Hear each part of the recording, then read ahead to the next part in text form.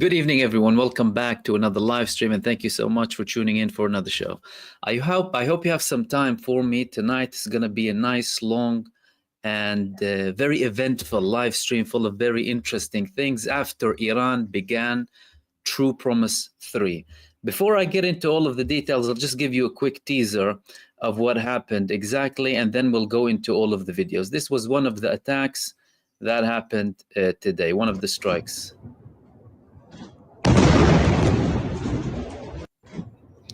Again, that's just a teaser for you, just to know what's coming. Okay, so Iran began the response, True Promise 3, hundreds of hypersonic ballistic missiles landing on multiple parts of Israel from the north to the south. The concentration of the attack was in the central area of Gush Dan, Tel Aviv area, the Ministry of Defense, military bases, northern parts, Israeli interception systems, interception system and air defense systems, absolute failure. Nothing is working.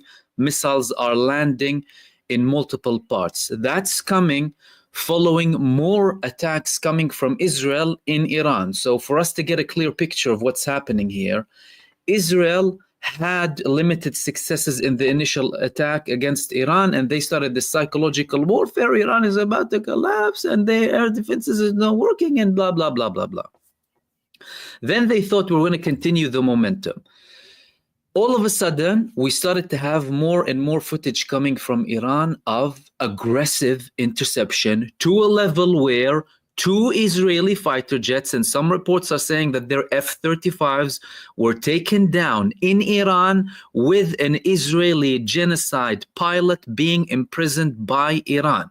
All of these things are extremely significant. The smile of the Zionists, those who support them, the defeatists as well, was wiped off very, very quickly. We have an immediate attack coming from Iran, and the images keep on coming from Israel. Now, what I want you to understand is the videos that are circulating now are circulating from people within occupied Palestine. Some of them are journalists, some of them are people, despite all of the military censorship. Now, the Israeli army is officially asking everybody not to do anything in terms of recording, not to advertise anything, not to say where things are landing. Yet despite all of that, things are being leaked left, right, and center, and Israel has no control. In the live stream that I had before, we spoke about the fact that Benjamin Netanyahu fled the country. There were reports that the wing of Zion indeed left, but Iran is attacking everywhere now. And mind you, Iran is attacking without any limits. Now buildings are starting to collapse in Israel. People are being wounded. Some Israel reports saying that some people are stuck in a building. Like, let me share one of these buildings with you here in the heart of Tel Aviv. This one over here. So we're talking about a no limit response. Iran clearly, when they said we're not going to have any limit to our response, they're very serious in what they're doing, and that response came very, very swiftly. I'm going to go through some of the videos and images that are coming so far about the missiles landing in occupied Palestine. Now, mind you, some people are circulating videos from October 2024. However, I live streamed all of that, so I know exactly how to filter, and will only give you the correct information, hopefully, with the live images that are coming now from Tel Aviv and from multiple parts of Israel too. This was a building that was completely destroyed. Again, from the attack that happened, well, there were 3 waves of attacks coming from Iran, by the way. Iran is taking buildings down, okay? We're at that stage now.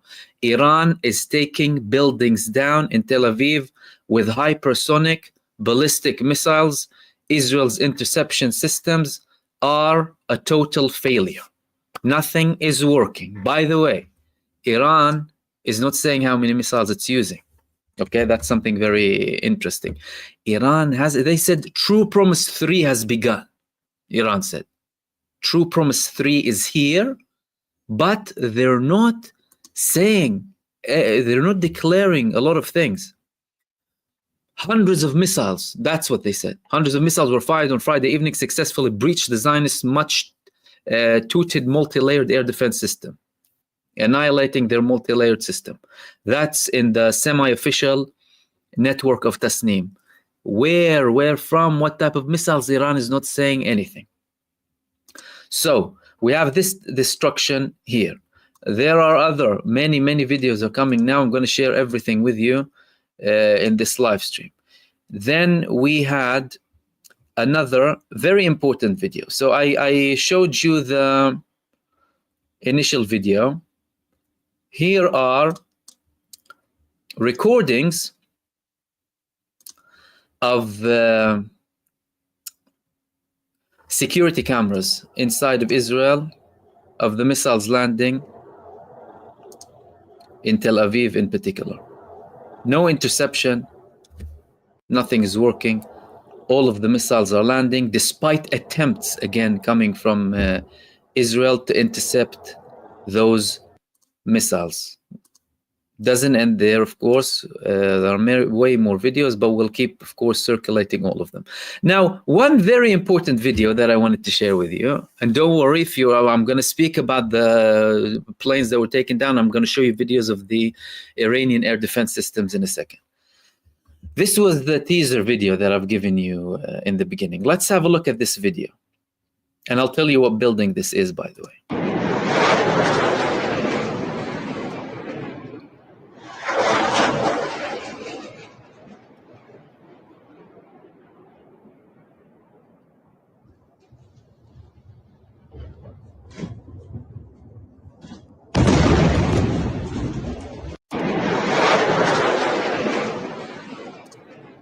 So that was an interception attempt from the Iron Dome, and that area, if you don't know that area, that's the Kiryat, that's the Defense Ministry of Israel. The missile landing exactly there. People are recording everything, several Iron Dome missiles. That's why the Iron Dome system is there, by the way, because it's the Kiryat, as in the hub, the most secure place in Israel. This is, by the way. This is the most secure place in Israel. Missiles trying to intercept, hypersonic ballistic missile lands and explodes. No Iron Dome, no iron foam, no nylon dome, nothing is working. Then we had more videos coming of, bear with me.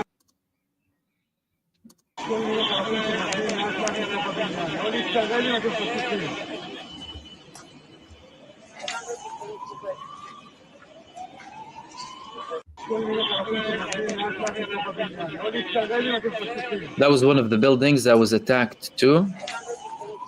Again, like I said, Iran, no limit. They're not saying, oh no, we're not going to consider targeting civilian buildings or what have you. They're attacking everything. And this is the destruction from one of the buildings.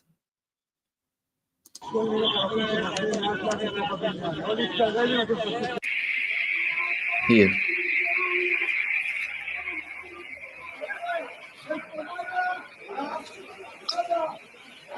So you can see parts of the buildings are collapsing next to them.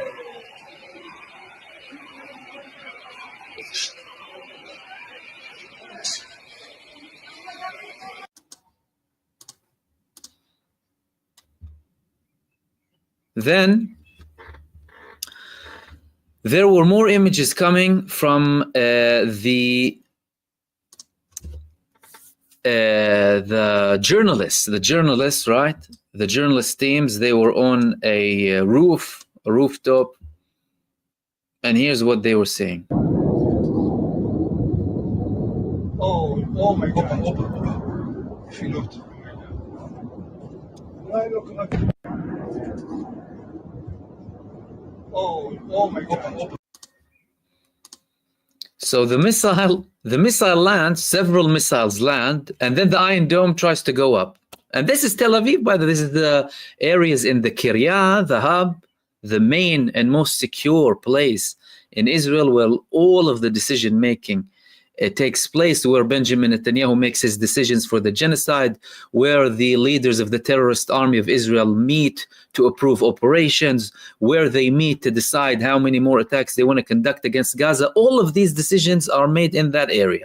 And that is the area that Iran targeted the most, by the way. Iran was focusing heavily. Therefore, well, what do we understand so far from what we're seeing? Well, number one,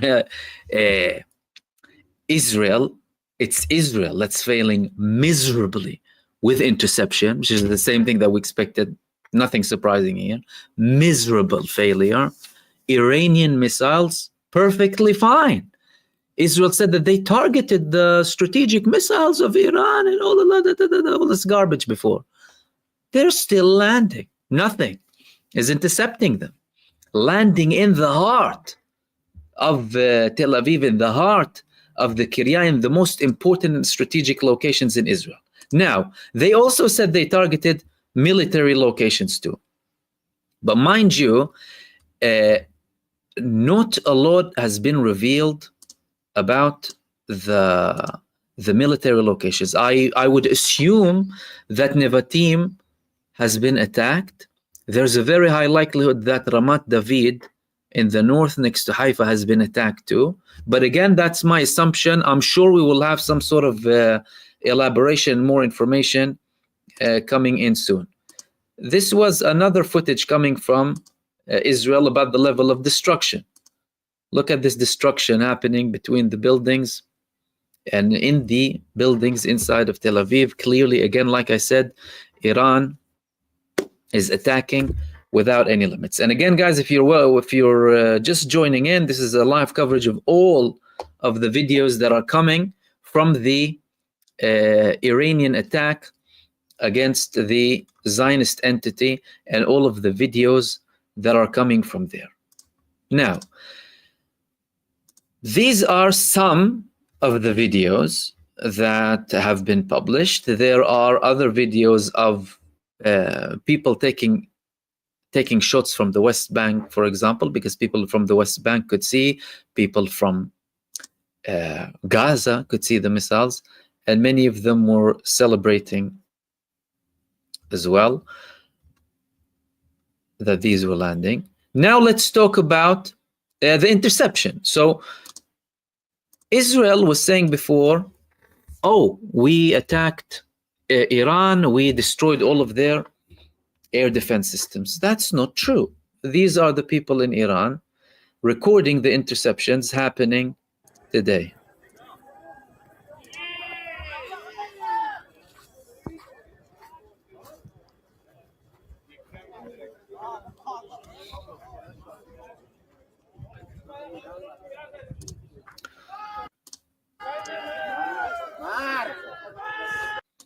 So that was just one of the videos, by the way. There were multiple videos that the Iranians are sharing on social media, and many of them are showing that the Iranian interception systems are working very well. Iranian air defense systems working perfectly fine.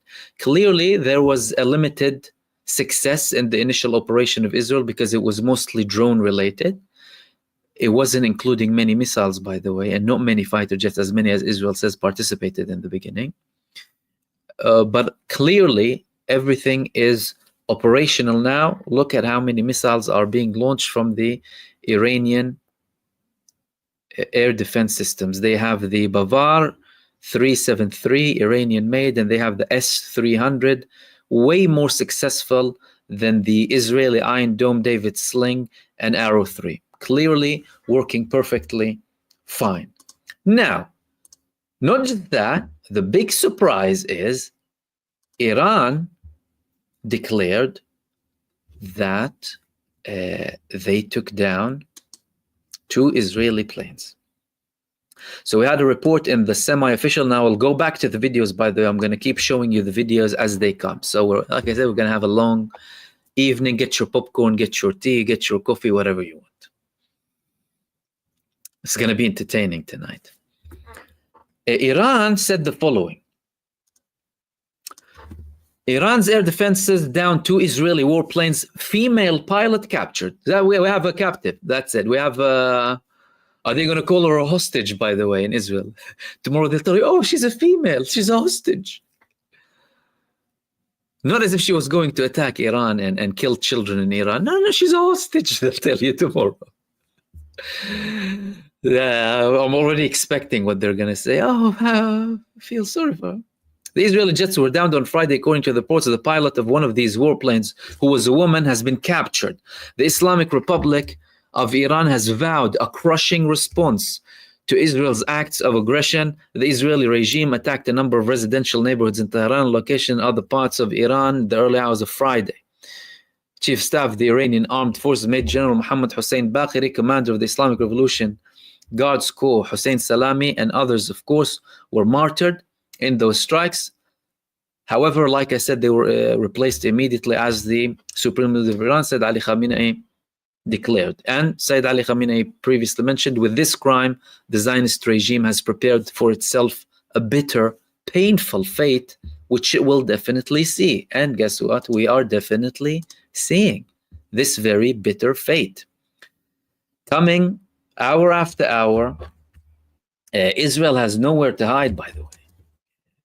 With, talk about the censorship, it isn't working. And that's one of their biggest problems, because they were on a high. You see, the Zionists and their mouthpieces and their fan base, their depraved fan base, as limited as they are, they were saying, oh, look, that's it. We annihilated Iran. We're on the way to change the regime. Orange man Donald Trump was also having this arrogant tone. You better sit down now. They have more weapons to come. Now the Iranian response shut all of their mouths. All of them are silent now. No one's talking. Lips are sealed completely, as if nothing is happening. And that's why we're here, of course, to show you exactly what's happening. I want to go through some of the things, and I will again go back to the videos. As a matter of fact, I know a lot of you, I'm sure many of you are entertained by the videos, so I'll keep circulating some of the videos for you while I'm talking about the other things.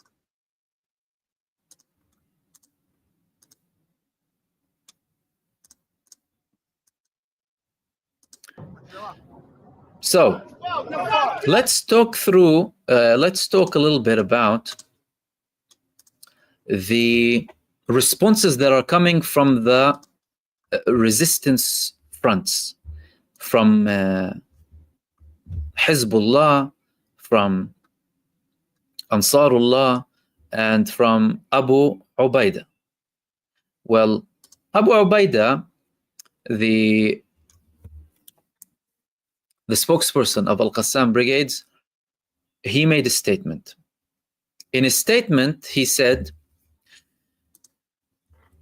"We declare our solidarity with the Islamic Republic of Iran in the face of the Zionist aggression, the oppressor. We mourn the martyrs who ascended as a result of this cowardly attack, stressing that these strikes will not weaken the resistance fronts, but rather accelerate the demise of the already fragile Israel." That was from Abu Ubaidah with the Palestinian resistance, the spokesperson of Al-Qassam brigades, the armed wing of Hamas. Then we had another statement coming from the Hezbollah Secretary General, Sheikh Naim Qasim. He expressed a strong condemnation and denunciation of the dangerous and criminal Israeli aggression supported by the US administration against the Islamic Republic of Iran. Sheikh Qasim also stressed that there is no justification for this Israeli aggression rather than silencing the voice of the truth that supports and backs the steadfast and proud Palestinian people in Gaza and their cause to liberate Palestine and Jerusalem and the resistance in Lebanon and in the region, adding that this aggression will leave its great effects on the stability of the region, as it will not pass without a response and punishment. as the Islamic Republic of Iran is the torch of freedom, dignity, and pride, and will remain in the forefront of exceptional, authentic, free model that supports the vulnerable and oppressed in our region and in the world. The Secretary General of Hezbollah continued, the Israeli enemy, along with America, will not be able to influence the choices of the Islamic Republic of Iran, nor its role and position. Rather, its pride and strength will increase, and the Israeli entity will regret its barbarism and brutality. He then continued to offer his condolences to all of those who were lost, who were martyred after the Israeli terrorist and barbaric attack against Iran. He then declared, in Hezbollah, our Islamic resistance and our struggling people, we adhere to our approach and our resistance, and we support the Islamic Republic of Iran in its rights and its position, and in all the steps and measures it takes to defend itself and its choices. The criminal Israeli enemy and its tyrannical sponsor, America, will reap nothing but shame, disgrace, and loss. And I want to stop here at the final statement of Sheikh Naim Qasim, the Secretary General of Hezbollah, because Hezbollah have been putting their actions on hold for some time now, despite constant Israeli aggression against Lebanon. We support Iran in its rights and position and in all the steps and measures it takes to defend itself and its choices. There's something here to understand that there might be a certain participation coming from Hezbollah. Now, that's not necessarily the case, or it doesn't really have to be the case if Iran doesn't reach that stage yet. If Iran feels like, well, I don't really need anyone. But if things escalate to that level, Hezbollah will definitely be a participant. All of that would depend on the Israeli regime's continuation of this escalation. Are they going to escalate more? What are they going to do exactly? All of these are very important questions. Then we also had a statement from the Hezbollah brigades in Iraq. The Hezbollah brigades in Iraq, again, an armed group, part of the Iraqi resistance that is also supported by Iran and by, of course, many Iraqis. At the end of the day, these are Iraqi movements. They said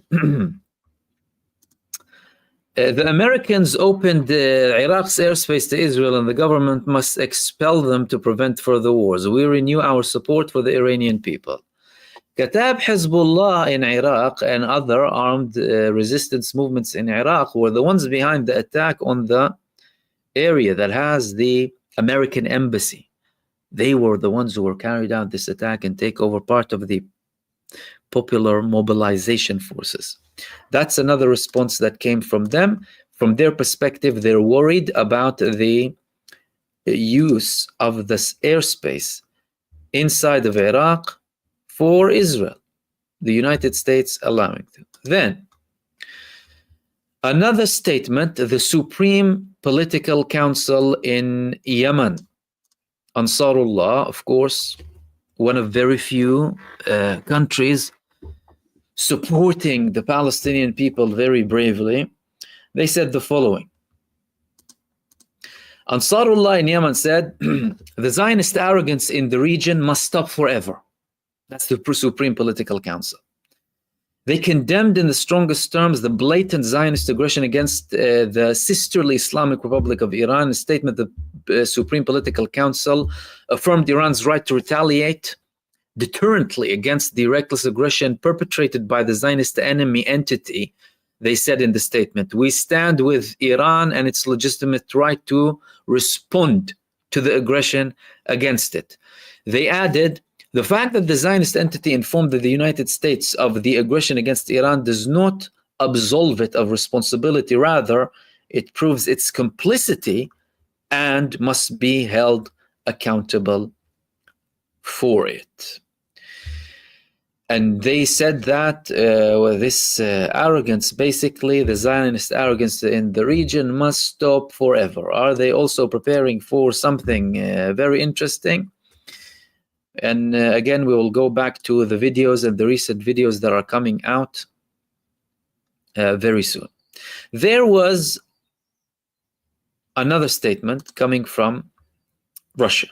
Russia's statement is important in this because Benjamin Netanyahu, he previously stated earlier on today that he's going to be calling Donald Trump, Putin, Starmer, the German chancellor, and one or two more leaders to clarify, yeah, it's Iran, they're the baddies, we're the good guys, we attack them, so give us a break, don't do anything to us, and basically shut your mouth. If he has a couple of files against them, like anything to do with Epstein files or anything on blackmail or extortion, whatever it is, he can dictate. There's a lot of suspicion, a lot of reason to believe that many of them are compromised anyway. It's important in relation to Russia, though. Why? Because Iran is a key ally of Russia. Iran supported Russia with many drones. Iran is constantly coordinating with Russia, and Iran has been receiving support from Russia too. There was a statement coming from Russia, the Ministry of Foreign Affairs. Russia condemns Israeli military action against Iran in violation of the UN Charter. And they said, the foreign ministry said that the International Atomic Energy Agency employees, along with Iranian citizens, were subjected to Israeli fire. So they're condemning, and also the Chinese are saying that they are against it too, because China is the biggest consumer of Iranian oil. So from both their perspectives, it's very important that things don't go out of control. But so far, by the way, what we have seen from Iran isn't merely any of its cards, by the way. Iran hasn't said anything about US attacking the US bases now. They haven't said anything about closing the Hormuz Strait and putting the whole world on standby mode. They haven't done any of that, by the way. They're trying to show that it's between them and Israel. Then, amidst all of this, by the way, we're forgetting that Israel is still conducting a genocide in Gaza. I mean, I'm not saying that you forgot, but there's still the genocide in Gaza.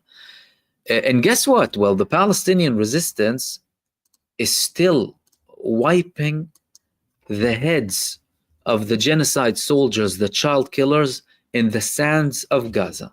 This was the latest video published by the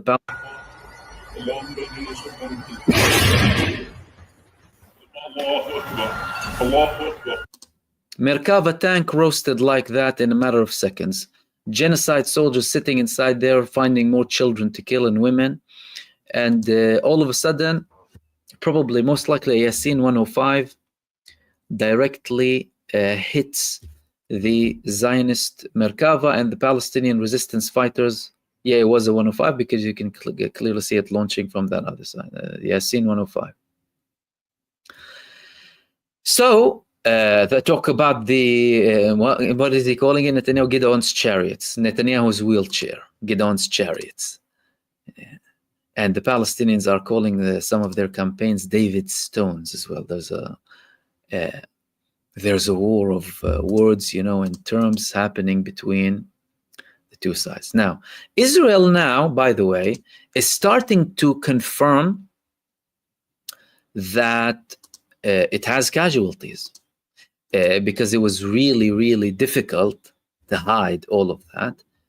And despite the fact that they ordered the Israeli population to refrain from posting anything, from publishing any video, or from saying where anything lands, they couldn't hide it. They couldn't hide it because everyone is, everyone has a camera and they're publishing everything. But they're confirming that they have casualties. Now, mind you, they lie more than they breathe, so take it with a pinch or a bucket or two of salt. But they're confirming that something is happening. This is one of the latest reports coming from Israel. Extensive missile attack from Iran, critically and seriously injured in the landings in the Gush Dan area. True Promise 3. Heavy damage in the Dan area, 21 injured, 2 seriously. Some reports that some of them were killed too. Now, Israel tried to attack the Isfahan again and Fordo. They failed miserably because there was a strong interception coming from Iran in these areas. So from an Iranian perspective, the interception is working very well, and the people, like I said and like I posted before, are documenting all of the interception that is happening. As a matter of fact, let me share some more interception videos with you that are coming from Arab media as well. We'll do some images of this video. So as we can see here, see these missiles over there? They are interception missiles, and we can see the explosions in the air too. Intense interception coming from Iran against these attacks. Now, some of the most significant things so far, though, is of course the intense bombardment of Iran at the heart of the genocide state, and Iran taking down 2 fighter jets, one of them or 2 of them reported to be F-35s, but again, we don't have yet an official confirmation that they were indeed F-35s or not, but Iran confirmed that they imprisoned 1 Israeli pilot. Now, we have more scenes coming out. I told you it's going to be a long live stream tonight, so if you're with me, you're going to see a lot of videos tonight. So this was the latest video coming up of another view landing of the missile landing in Tel Aviv. It looks like the Kiryat area or the hub where the decisions of the genocide state are being made. Okay.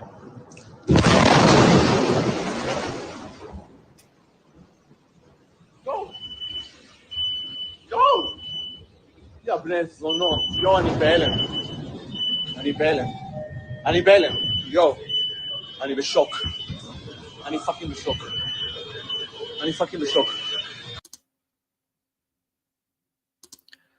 So that was one of the recent, look at that, missile landing over there.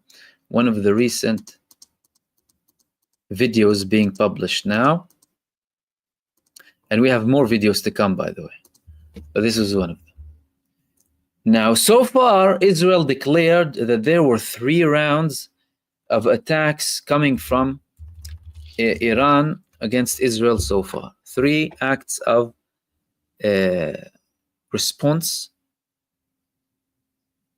going to Israel. And Israel is not confirming if that's the end or not. The interesting point here is that the Iranians are not revealing a lot of information. From an Iranian perspective, they're just saying missiles are being launched. They're not saying how much. And they're keeping it a secret. More confirmations are coming online that the Kiryat has been seriously damaged. This is again where the IDF command, the intelligence command, all of Israel's most important and key strategic places, this is what has been hit. This is what Iran hit, by the way, in those attacks that are coming out. It's a compound of buildings, by the way. This is one of them. You know, these are the same ones that Hezbollah attacked before. Do you remember when Hezbollah were sending drones to this area? And again, some of them are used for the military, some of them are used for the Navy, some of them are used for the Military Intelligence Directorate. And this is where the genocide decisions are made. This is where all of the terrorist actions are being ordered by Israel. And that was, by the way, in case you missed it, and again, that's part of the compound, this building, by the way. And in case you've missed it, I'll share the video with you of the missile landing and hitting that area. Let me...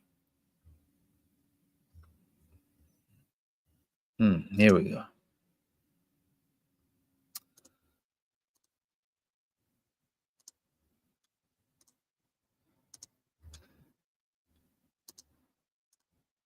So that was the moment that, well, firstly, they tried to intercept.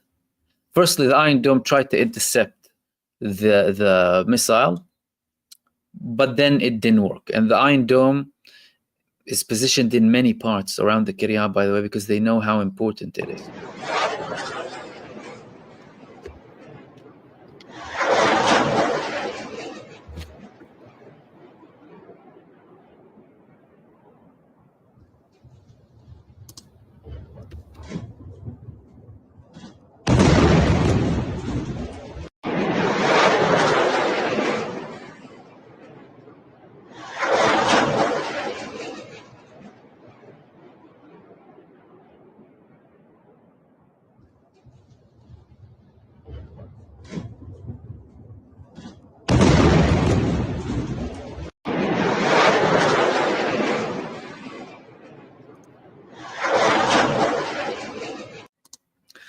So again, that was the missile attack, well, one of the hundreds of missiles that are landing on the genocide state coming from Iran.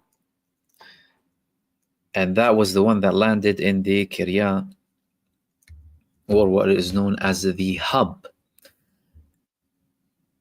The hub of control and the hub of decision making. Now,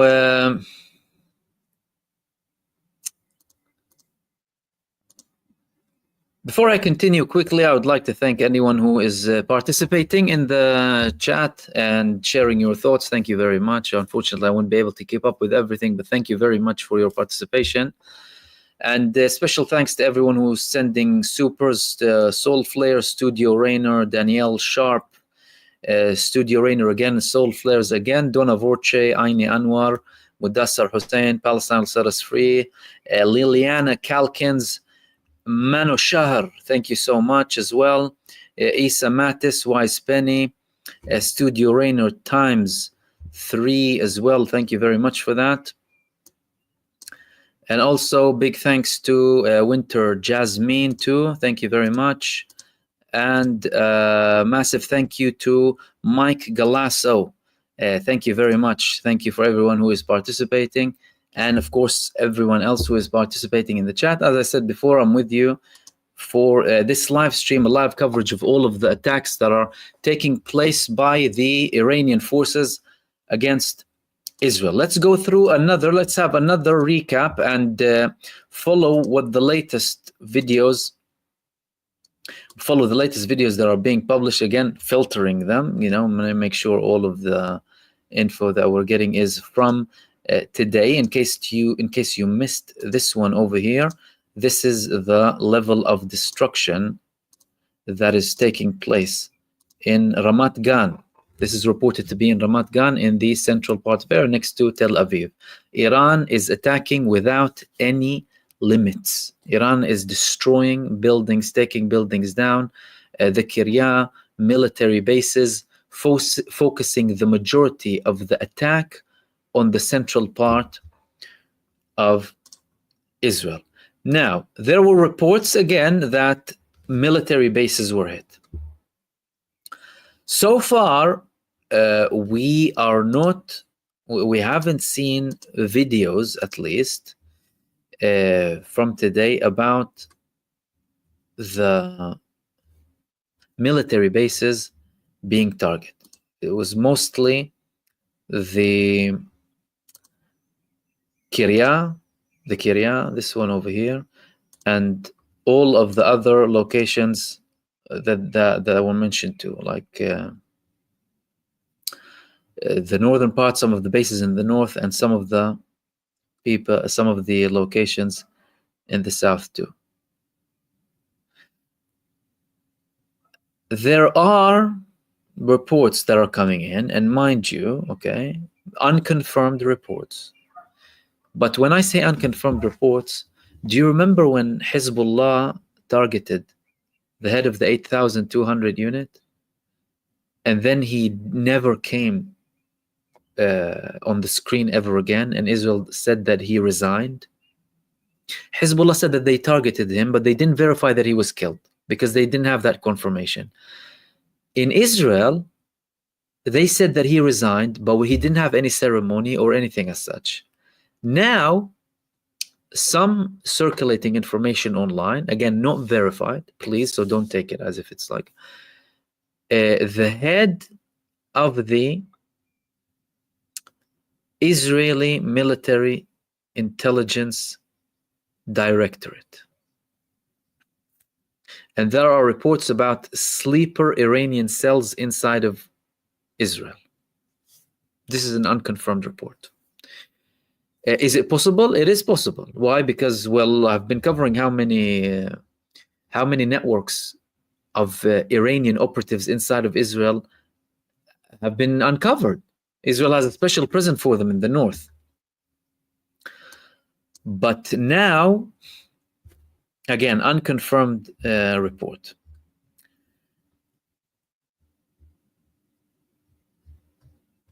And let's see if we have any more, because it looks like those 3 rounds were the main rounds. Okay. The Yemeni people are watching the attack too. The Yemenis are in in massive numbers. They're viewing the attack on Israel here.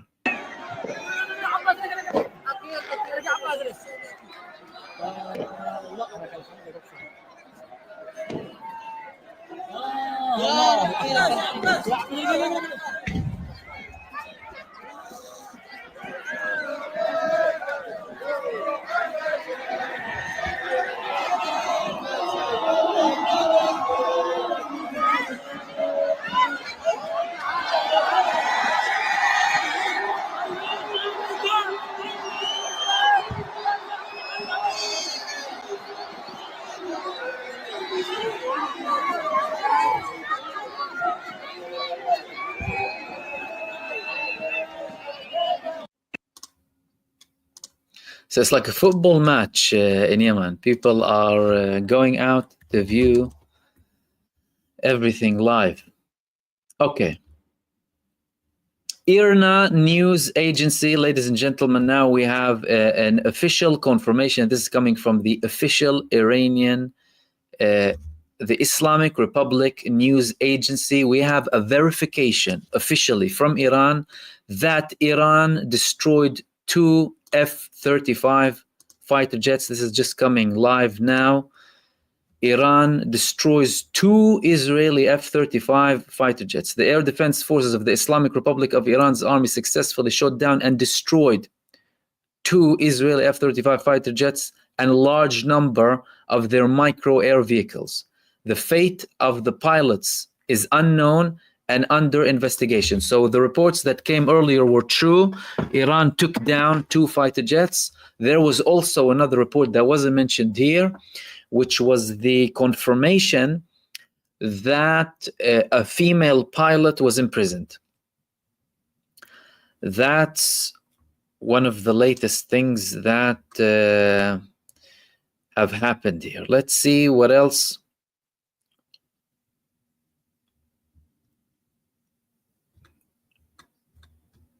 is happening.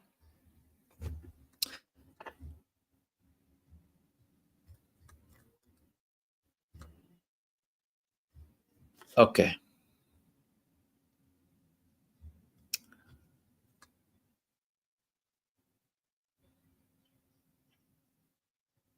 So the interesting thing here, by the way, is Iran isn't mentioning a lot of things about the operation,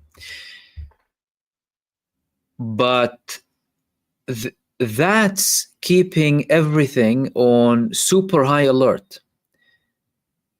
So Israel had no prior knowledge of this attack.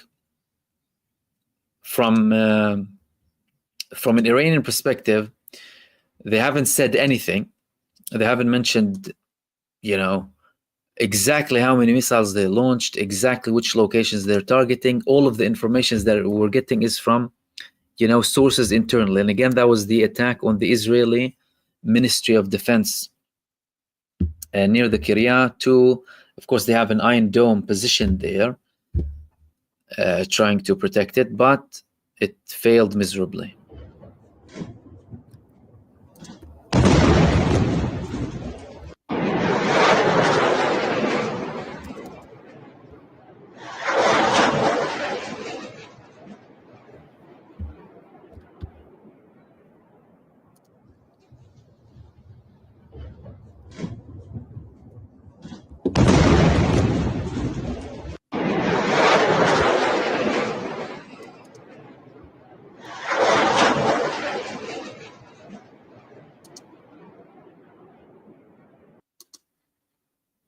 Now, in the latest statement coming from the Iranian supreme leader, he came up with a statement very recently saying that life will turn bleak for Israel. The leader of the Islamic Revolution, Ayatollah Sayyid Ali Khamenei, says that the Israeli regime will not be able to walk away from the Friday strikes on Iran unharmed. They made a grave mistake. The Israeli regime made a grave mistake, the consequences of which will render it helpless. Strong action should be taken and will be taken. The leader said, we will have no leniency on them. Life will undoubtedly turn bleak for them. Ayatollah Khamenei said the entire Iranian nation stood behind the armed forces, and the Islamic Republic will, by God's grace, defeat the Zionist regime. The leader assured Iranians that Iran's response to Israel will not be taken lightly. That's the latest statement coming from the supreme leader of Iran, Ayatollah Sayyid Ali Khamenei. Life will turn bleak for Israel.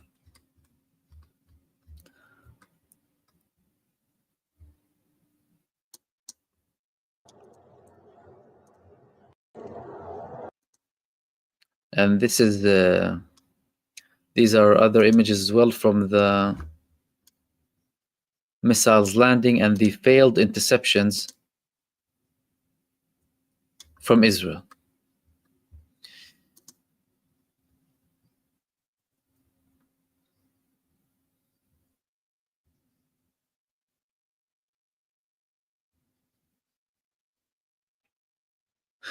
Okay, so we have a brief statement coming from the IRGC.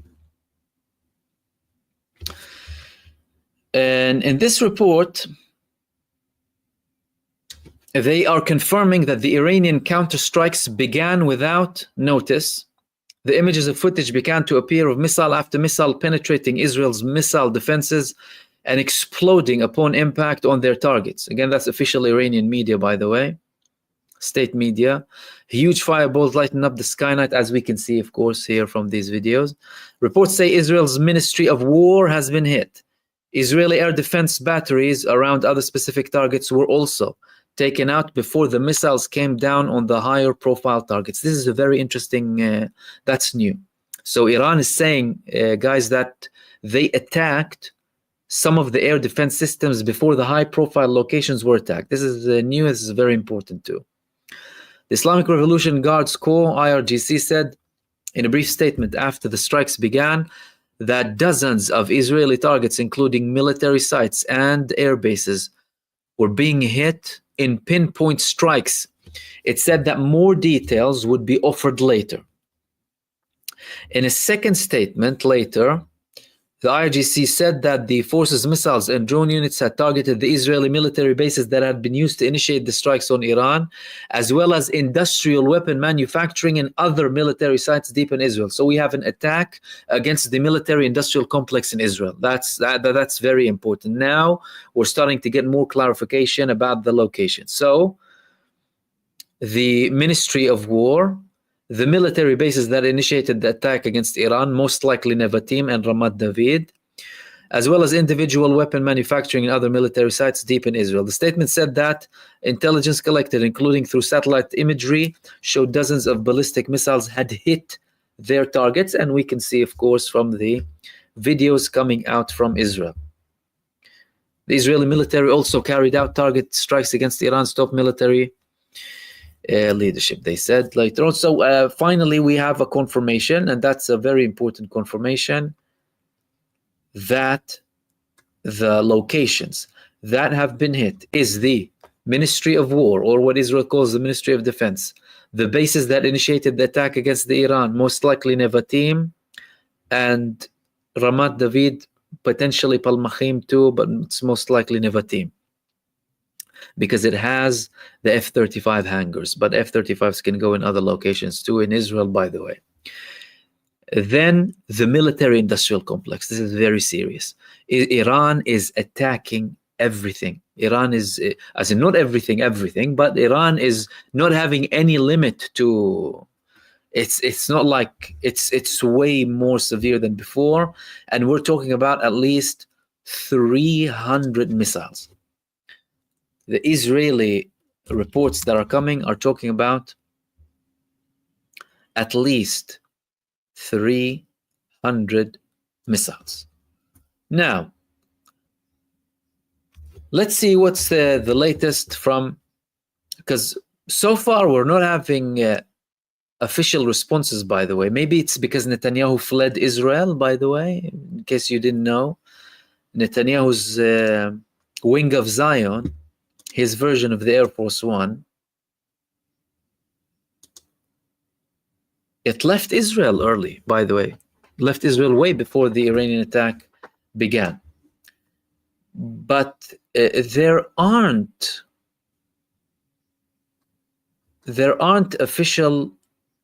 any official statements about, like, the IDF spokesperson. Okay, the IDF spokesperson. All right. Okay, he did say something. The IDF spokesperson, we have a statement from him. He said the following. IDF spokesperson says that there may be additional volleys of fire. Volleyball. We are working to remove this threat. We will not allow Iran to become stronger. Oh, they will become stronger. Home front command guidelines save lives. Not sharing crash locations helps the enemy. That doesn't really make sense. Does it make sense to you? Not sharing crash locations helps the enemy. I think he means sharing locations helps the enemy, unless the translation went wrong. Anyway. Or he's probably too, like, in a shock from the...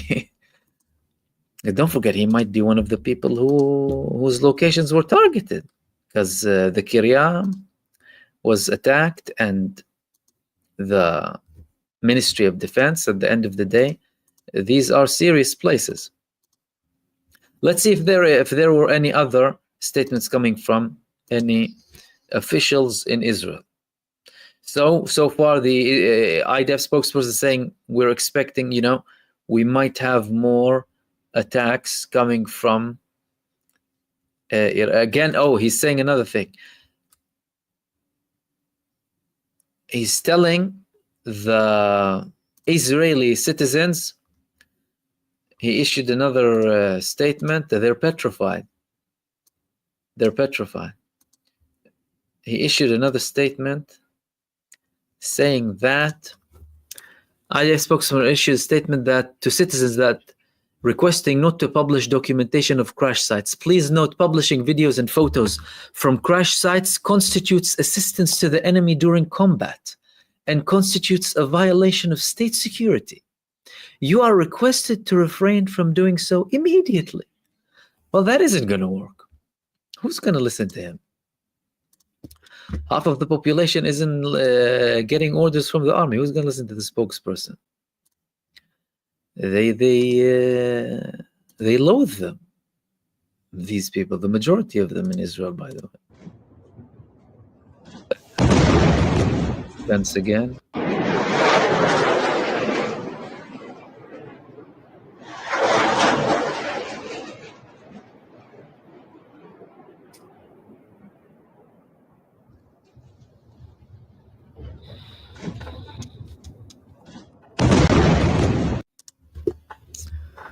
Okay, so these were the statements that came from the Israeli IDF chief of staff, IDF spokesperson, expecting more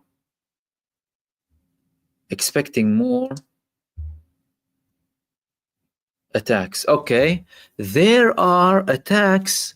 There's an attack in an area called Rosh Pina that's in the very, very northern part of Israel, which is it is in a place that has been hit very heavily ever since Hezbollah were targeting Israel.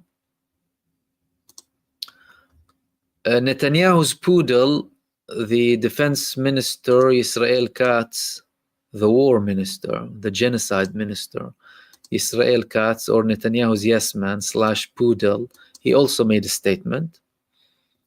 He said that Iran crossed red lines when it dared to fire missiles at civilian population centers in Israel. We will continue to protect the citizens of Israel and ensure that the Ayatollah regime pays a heavy, very heavy price for its criminal actions. Do you see that these people, every accusation is a confession? Civilian population, they embed themselves in civilian population. They embed the Kiryah, the hub, in a civilian population. They have control rooms under hospitals. They are the ones who have control rooms under hospitals. And they declare that, by the way, in emergency situation. And he dares to come and tell Iran, how dare you? What did you think, that Iran would sit there doing nothing, waiting for your ugly face to make a statement? Totally bizarre, these people. Okay, now there are currently reports that Israel is there are reports of explosions in Tehran. That means that there are potential attacks taking place right now in Iran. Let's have a look if we can find some of the latest videos coming from the Iranian people.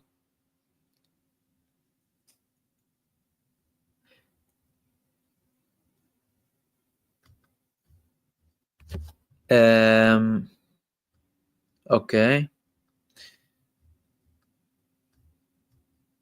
No videos yet from Iran about this latest report of an attack. But Israel is reporting that there are explosions heard in Tehran. These are the images, guys, from Israel. This is what happened in Israel.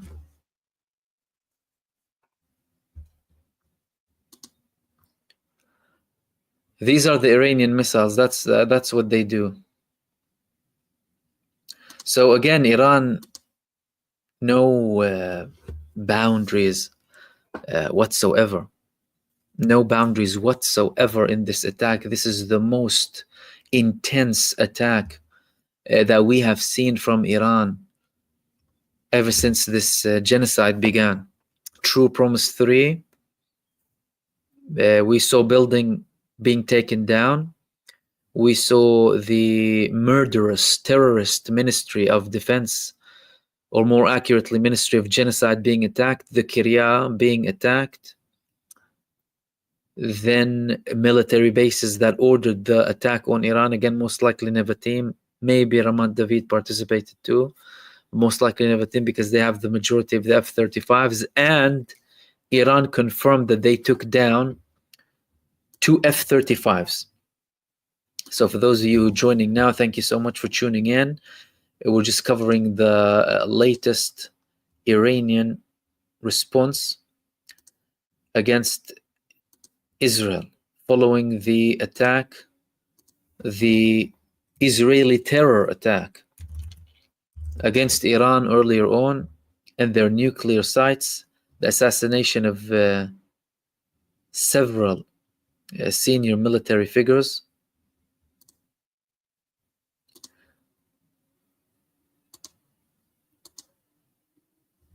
In Iran. Iran is carrying out a response, and okay, we have, okay, there's another video that I'm going to share with you, and I don't think we shared this before.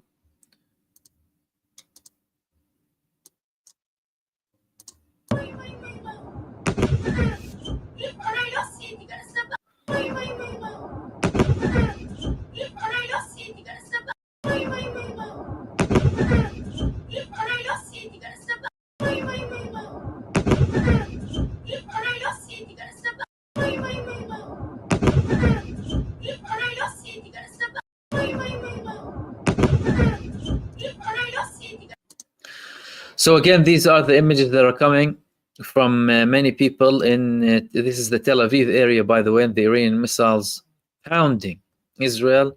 Iran also took down 2 F-35 fighter jets, and they also imprisoned 1 Israeli female pilot. That has now been officially confirmed in Iran.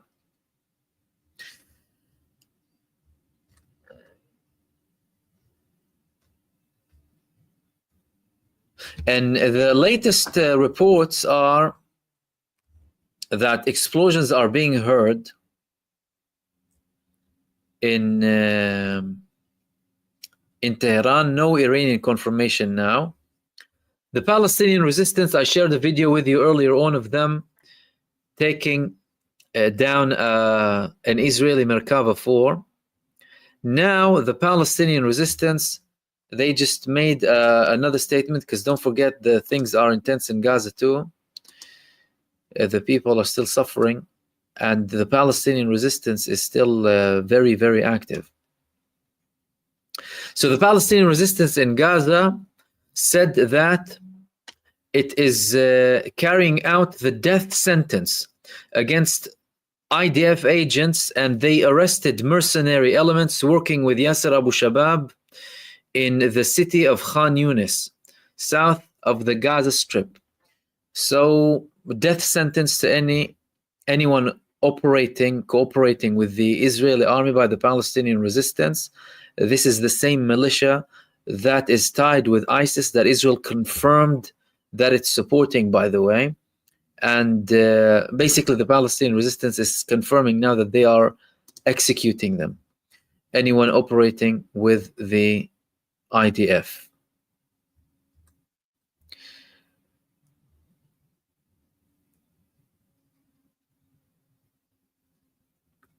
Okay. We have another very interesting statement. And this is a very, very important.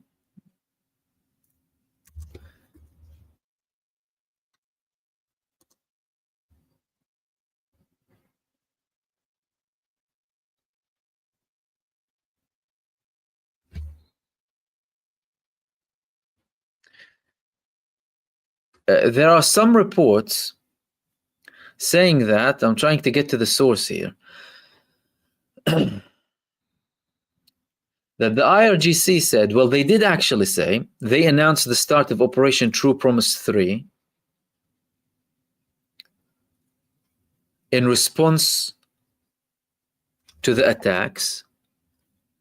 There's been an account that's saying that this is a response to the October 2024 attack rather than this attack. Meaning, so what Iran is doing now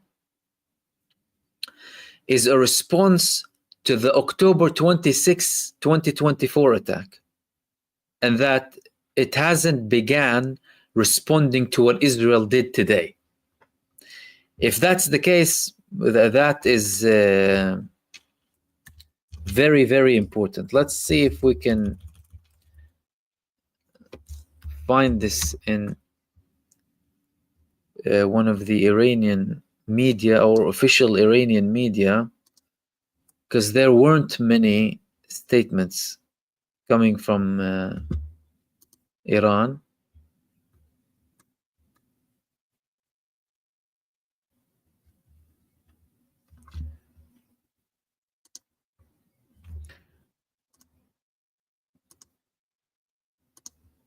Let's have a look.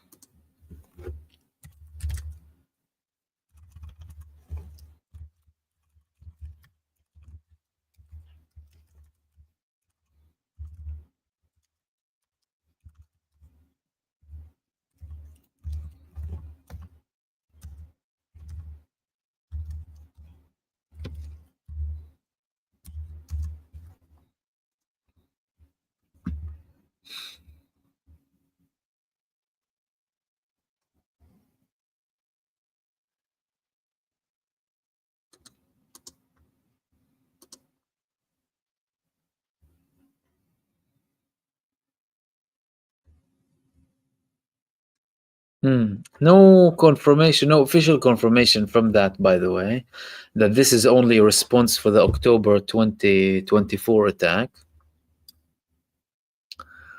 No, this is basically a response to what they're doing. It just, they of course named it True Promise 3 because, well, True Promise 3 was the response that everyone was waiting for, really. Let's go through the latest developments that are happening in Israel.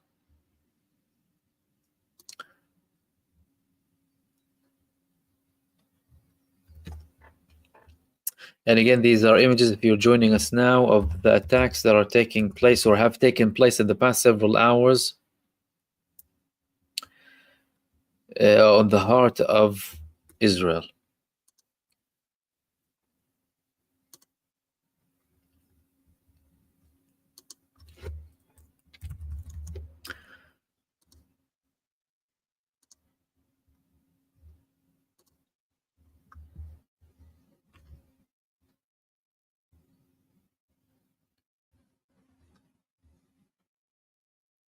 Okay, one thing that I wanted to share with you, that's something interesting. There were two moves happening today in Iran talking about a nuclear weapon, okay? Firstly, there was a confirmation coming from one of the universities in Rashid Bahashti in Iran, saying that soon, we will soon demonstrate Iran's nuclear power. So you might say this is coming from a university statement. Okay, it's not something based on someone official. However, there was another statement. There was another statement that came from an Iranian MP, or the head of the parliament, was it? I'm just going to try and go back to that source.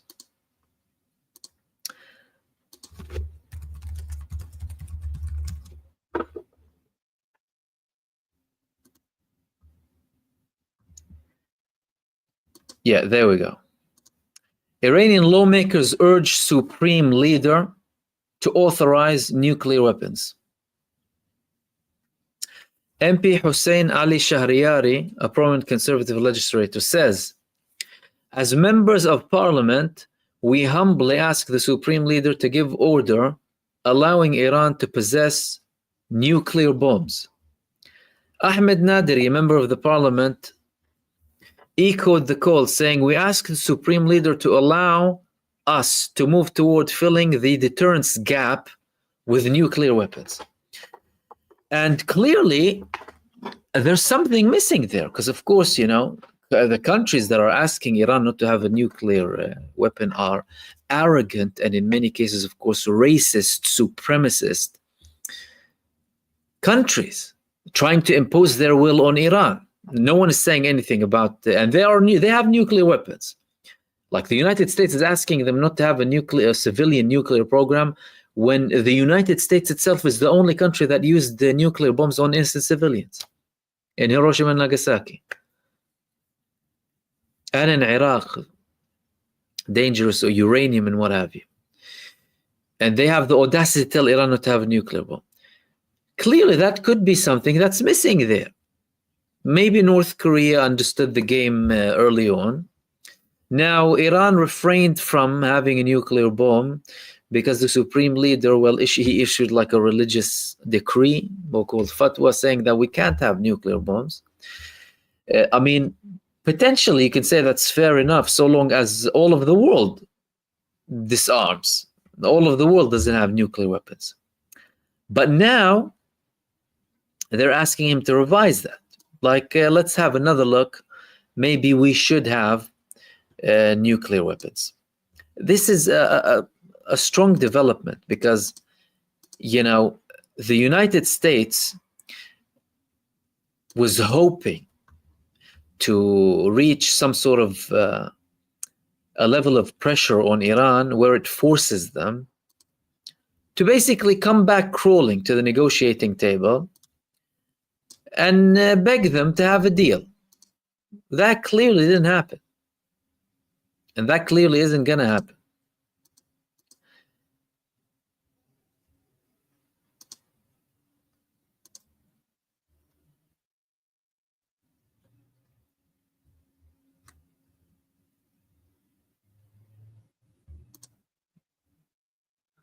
We have more footage coming, more photography coming from Tel Aviv, by the way, for those of you who are interested.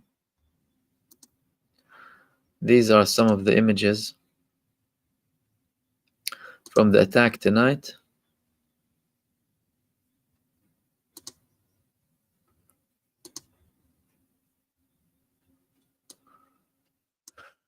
And apart from all of that, it doesn't look like we have anything yet, or anything more recent. Let's have a look.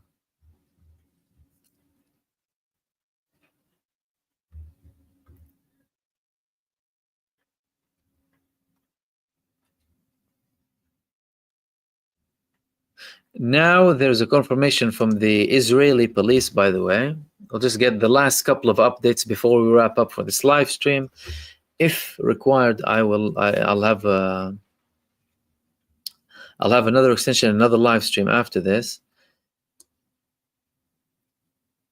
The head of the Tel Aviv police is saying that the Iranian attacks targeted a very large number of locations, and we are still trying to reach some of the people under the rubble.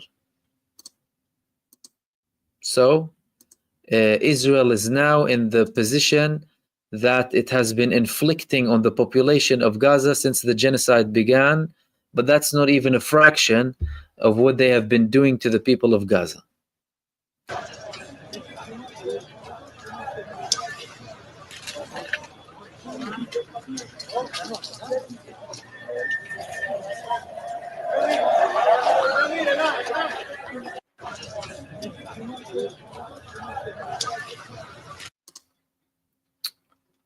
So again, these were evacuation attempts coming from Israel.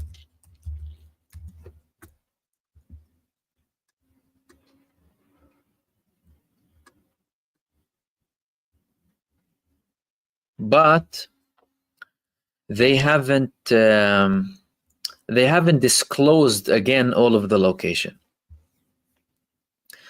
Okay, so to wrap up quickly, and again, I might, if anything comes up, I might continue or just have another stream if this goes on throughout the night.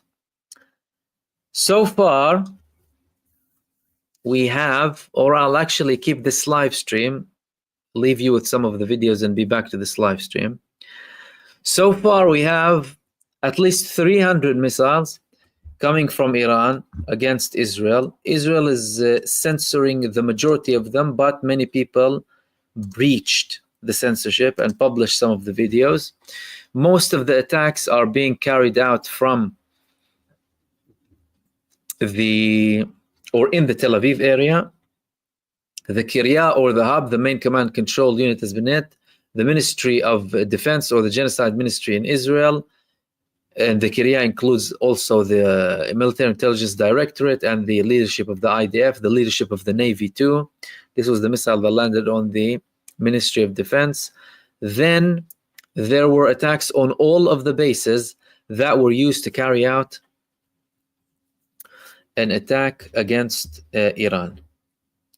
So I will leave you with some of these videos, and I will be back with some of the latest updates as well after this. So you can either stay in the chat or you can pop over to see me continue this live stream throughout the night, especially if we have any more important developments.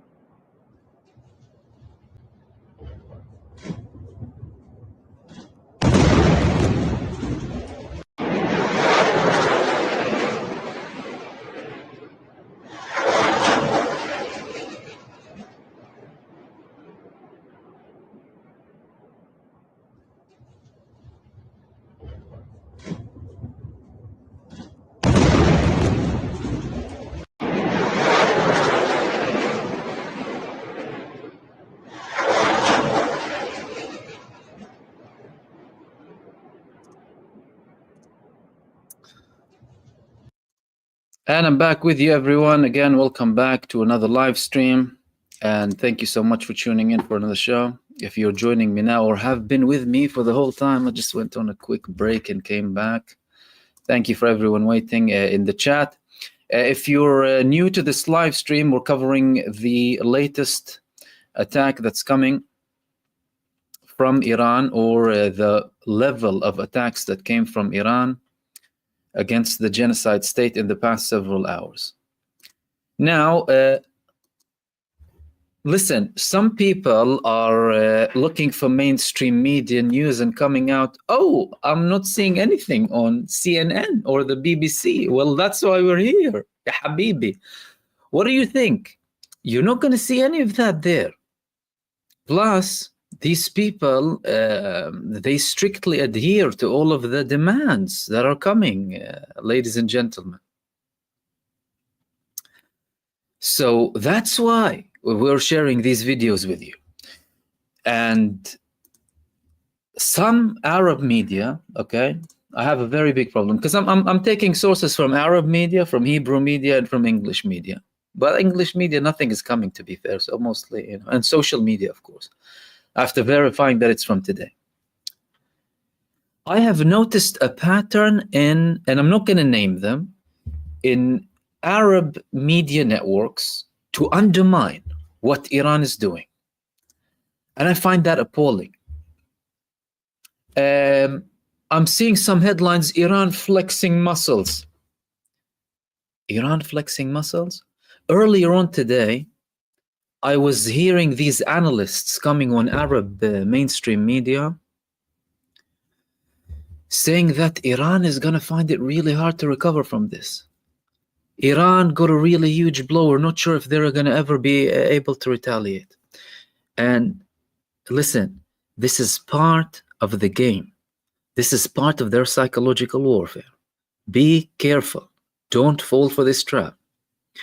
This country, the genocide state, backed by the biggest country in terms of arms and technology in the world. Well, that's questionable because you have China.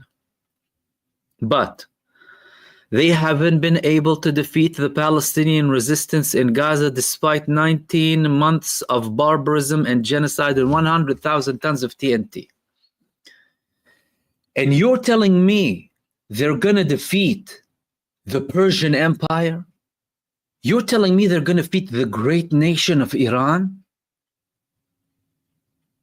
The resistance fighters are sipping tea and fighting them with flip-flops in Gaza.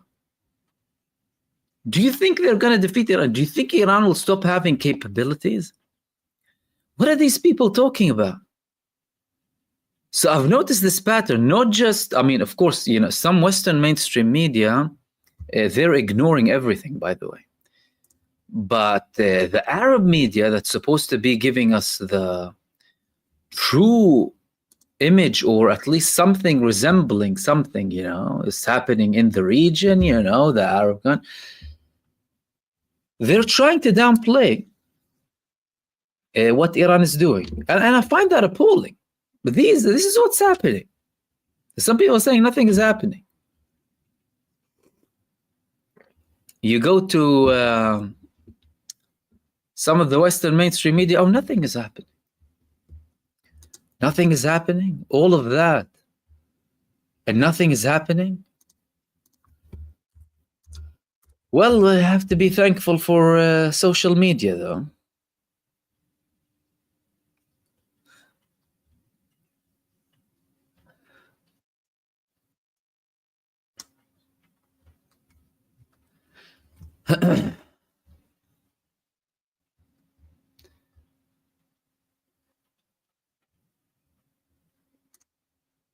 Guys, I just obtained a new image of Benjamin Netanyahu and his poodle hiding like rats. Supposedly, this is supposed to be from now. So either he left and came back, or he didn't leave, or someone is trying to mislead us, but I have this picture for you. That's his face. Again, it might be a picture from before, but this is now circulating as a latest photo of Netanyahu. I cannot verify. Judging by his face and the the expression, may well be the case. May well be the case of Netanyahu looking glum. Do you remember last time when he made a statement after Iran conducted True Promise 2? He was shaking like this. And Daniel Hagari, the liar, aka the liar, he was stuttering in his speech at the time, trying to say that, you know, they're doing something. They're not doing anything. Okay, Israel is now confirming that there are many casualties.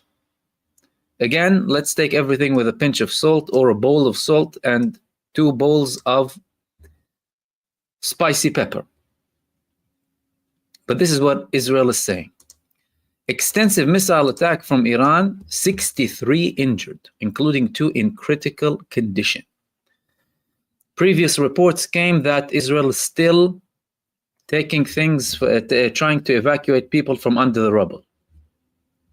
This is a very important development. 18 hours after Israel's surprise attack, Israel announced Operation True Promise 3 and launched dozens of missiles, most of which were intercepted. Heavy damage in the Dan area, dozens injured.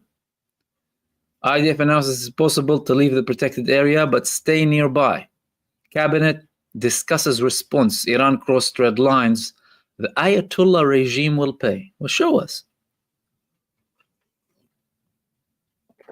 IDF bombed 200 targets in Iran, including nuclear facility in Isfahan. Explosions also at the Fordo facility. But the Fordo facility, though, let me show you the interceptions. There were interceptions from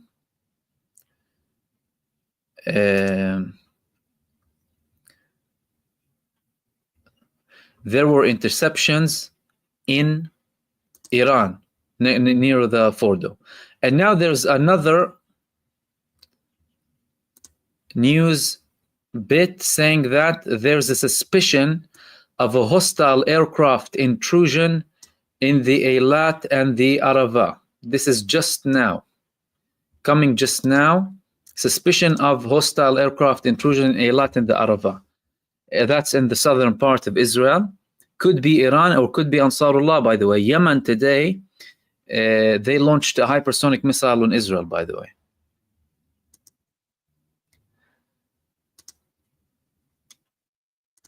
Let's see what are the latest updates as well.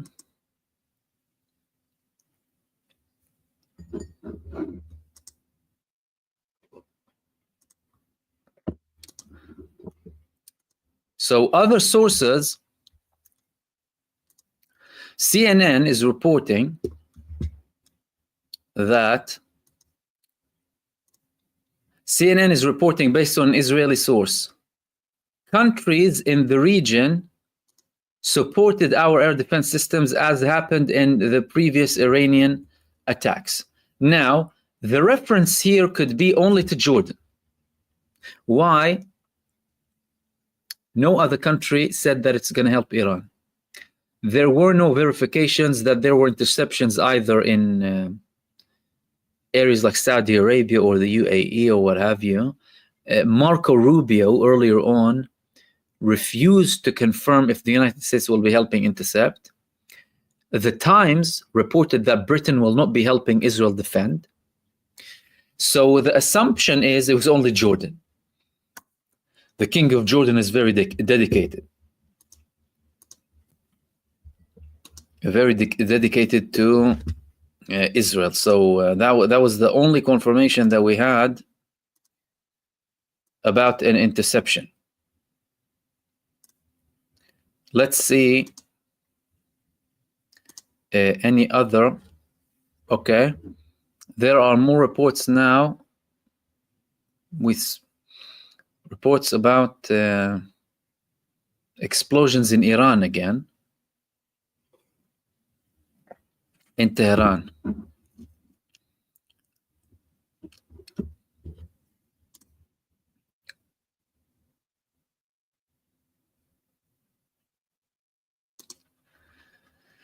And for those of you joining us now, Iran also confirmed officially. Initially, it was a report circulating on social media, but then there was a confirmation on Iranian state media that Iran destroyed 2 Israeli F-35 fighter jets. The Iranian Air Defense Forces successfully shot down and destroyed F-35 fighter jets, 2 of them, and a large number of their micro air vehicles, and the fate of the pilots is unknown, under investigation. However, there was also a confirmation coming from Iran that they took into captivity a female pilot.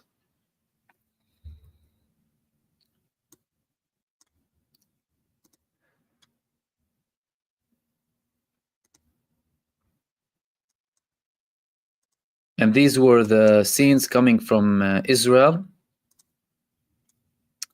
but the rescue services trying to evacuate some of the people after the destruction. Iran took down several buildings in central Israel, by the way. They targeted the Ministry of War,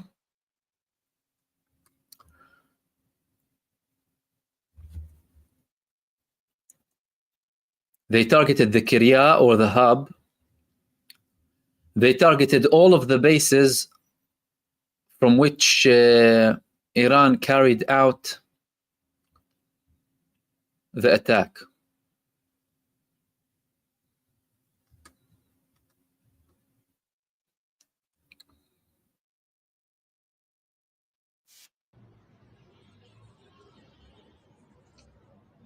These are the images of interception in Iran, by the way.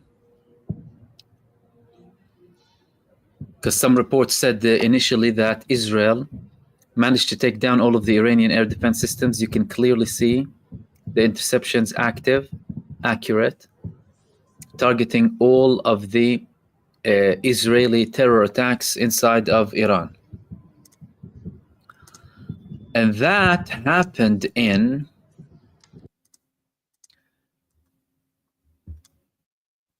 they did not say exactly where that happened, but multiple interceptions were seen in next to the Farado nuclear facility in Tehran, and reports of interceptions also in Isfahan. So clearly we had a lot of misinformation being published, and that's it's very important to note that you know, the Israelis and their mouthpieces as well were saying that, you know, we took down all of the Iranian defense systems, but that clearly wasn't the case.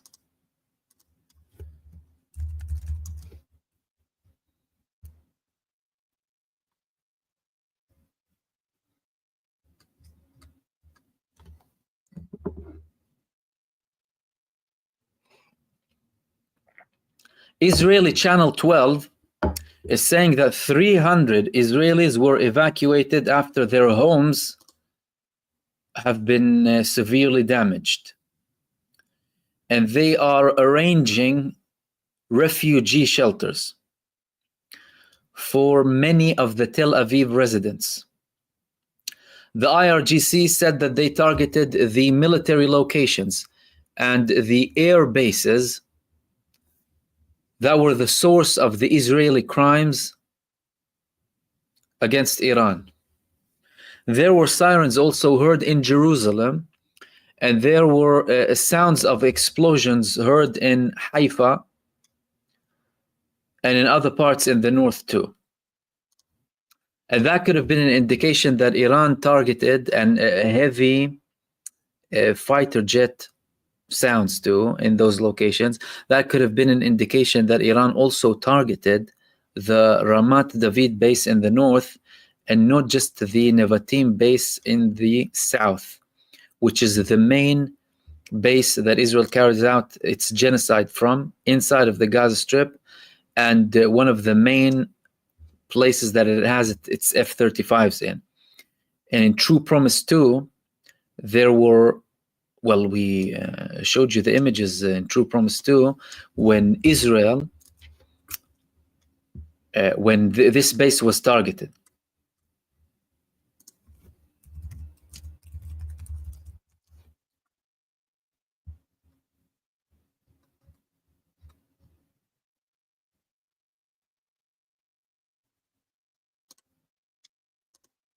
Now, for a comparison, so this video is from the attack today.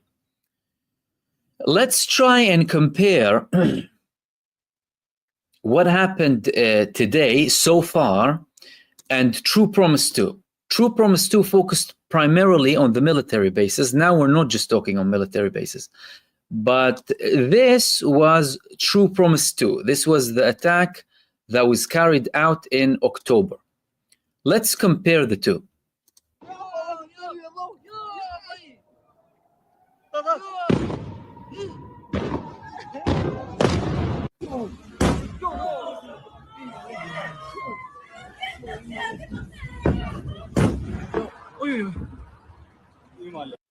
Again, this was the attack that happened in October. We're viewing this for comparison purposes.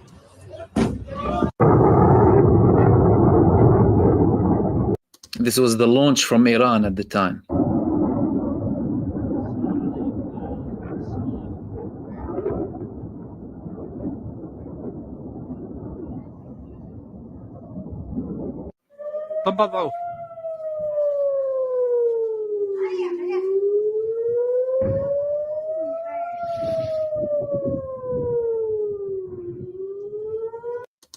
So there's quite a resemblance between the two attacks. Clearly, Iran used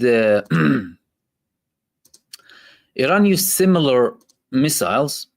The only difference is that this time they haven't declared what missiles they've used. But clearly, judging by the effect, but how they went through the three-layer air defense system of Israel, there's a very big resemblance between the two actions. And this time,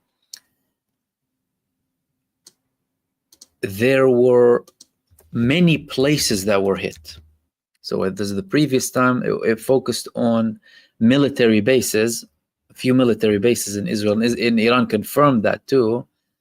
This time, it was a separate story.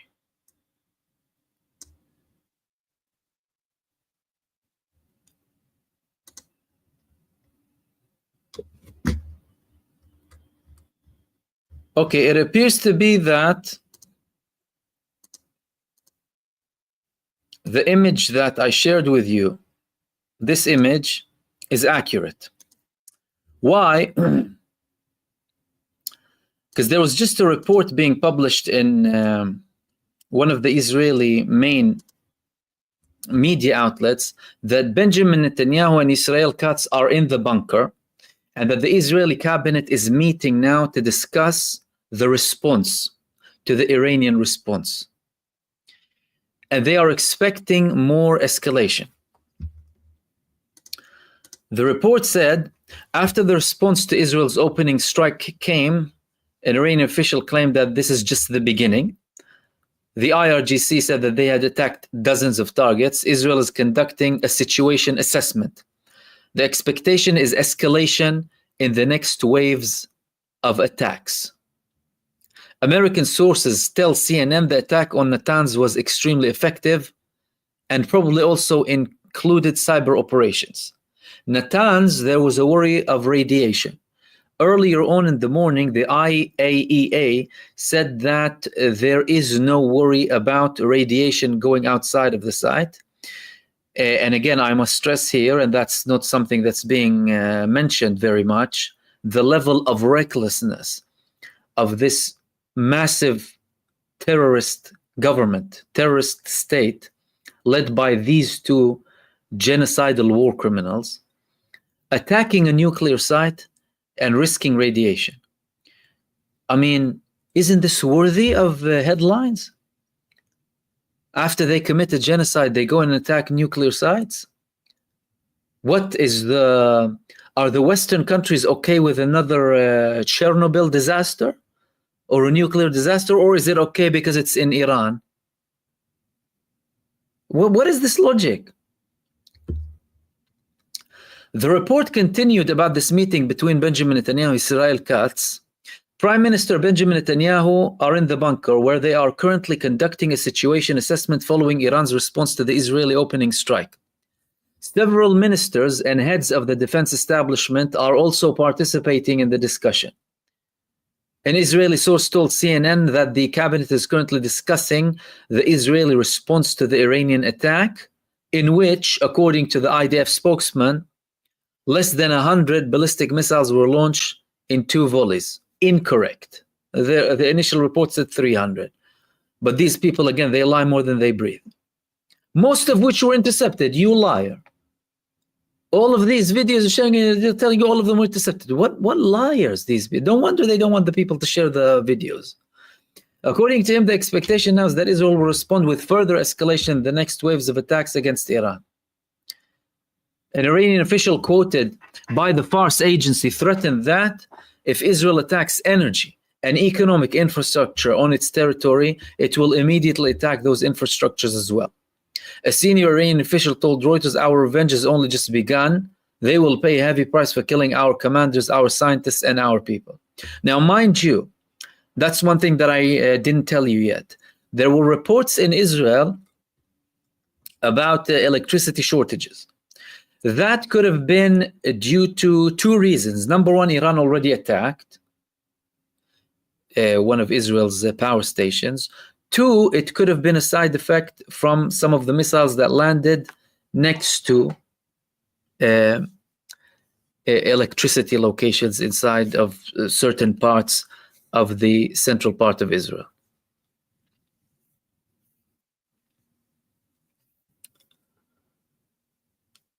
Bellinson Hospital reports that it is fighting for the life of a woman who was critically injured in one of the falls on the Iranian attack. Sheba Hospital also reported that a critically injured person was brought there. According to the Israeli MADA, or the emergency services, about 41 were injured. That number later on was confirmed to be 63. Again, according to Israeli reports, most of them in mild or moderate condition. An IDF spokesman, these are coming from Israel, these reports now, said that after the Iranian response that in strikes earlier today in Tehran, in Iran, it attacked the Iranian Air Force military bases in the Hamadan and Tabriz areas in the west of the country. The Tabriz base was destroyed as a result of the attack, according to Israel. In addition, the IDF attacked and destroyed dozens of targets in the Iranian regime's defense systems, unmanned aerial vehicle and surface missiles. Clearly, it wasn't that effective. It was also stated that the IDF is prepared to continue to act as necessary. The state of Israel has a duty to act to protect the citizens and will continue to do so wherever required, as it has done in the past. The IDF is conducting an ongoing situation assessment and will update on any developments.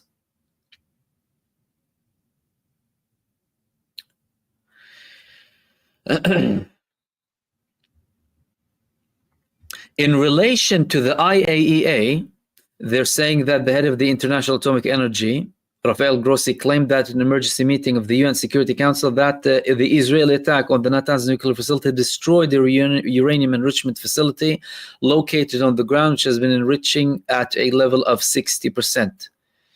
He claimed, contrary to Israeli statements, that he had no indications that the underground centrifuge holes at Natanz had been damaged. However, he noted that there had been damage to the electricity supply in those holes, which he said may have caused damage to the centrifuges. Grossi added that the damage to the above-ground facility had caused chemical and radiological contamination, but he said that the contamination could be treated with appropriate measures. Again, they're trying to downplay the gravity, the level of this psychopathy attacking a nuclear facility. And the Americans are, according to this report, saying, no, the damage is much greater. And a statement after the attacks of Iran on Israel, the defense minister, the genocide minister, Israel Katz, in the picture with Netanyahu, his little poodle, said that Iran crossed red lines when it dared to fire missiles at civilian population centers that they built their command and control hub next to. The offices of the Military Intelligence Directorate, Unit 8200, the leadership of the IDF, the control hub of the political leadership, everything in relation to security in Tel Aviv, in these areas. and they're saying that they're going to pay a very heavy price. Now, let's see what other recent reports we have here.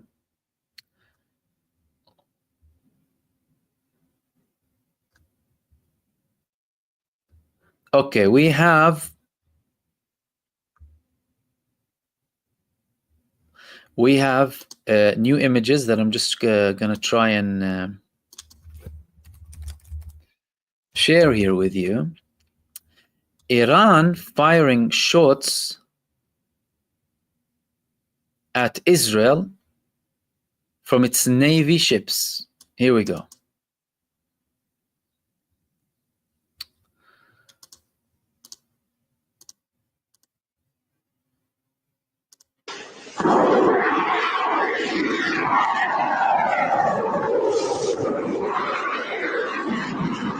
This is the Iranian Navy.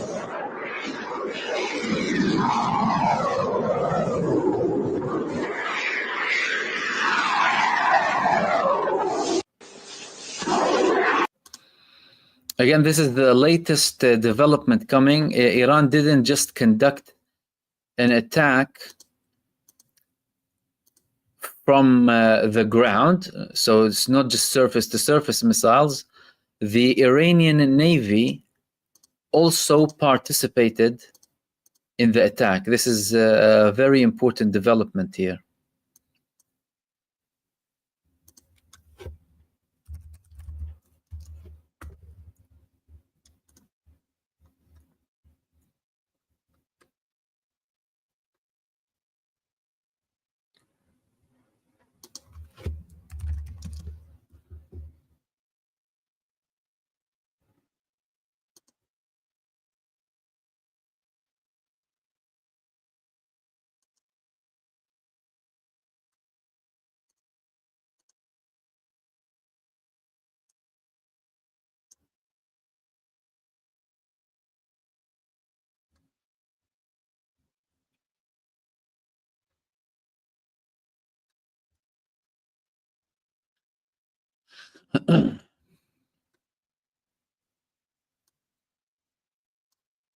More Israelis now are coming with statements.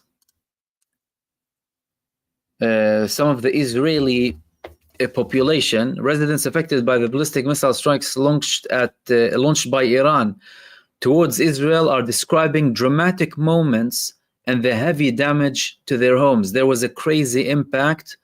We were in bomb shelters and we laid on the floor. Dozens of crash sites, according to the Israeli authorities and the Israeli police.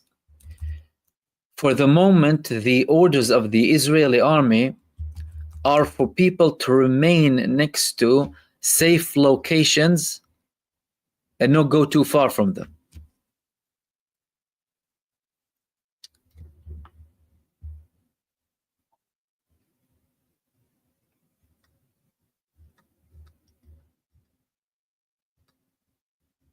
Unconfirmed reports from Iran are stating that the IRGC will be launching Khaybar missiles soon, and this will shock the world. The world will be shocked by what it will see.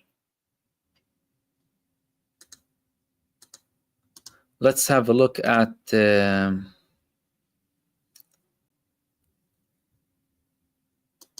so this is coming from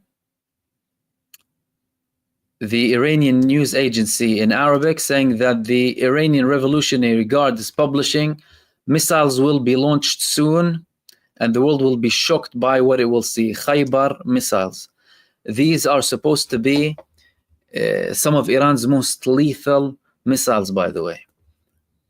And according to this network, the IRGC will be launching these missiles soon.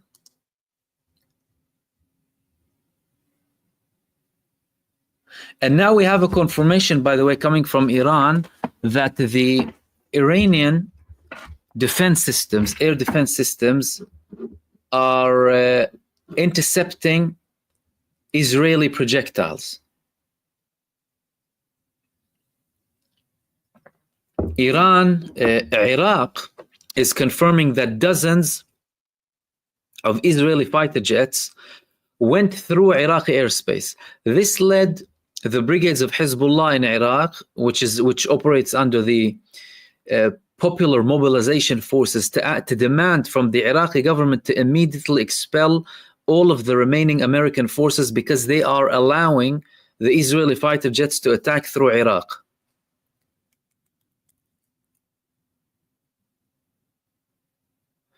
Saudis are also saying that Saudi Arabia is also confirming that more than 40 Israeli fighter jets are going through Iraqi airspace towards Iran.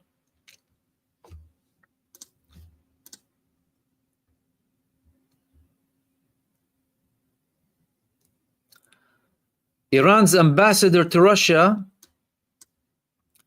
confirms that Iran is the first country in the world to shoot down an F-35 fighter jet.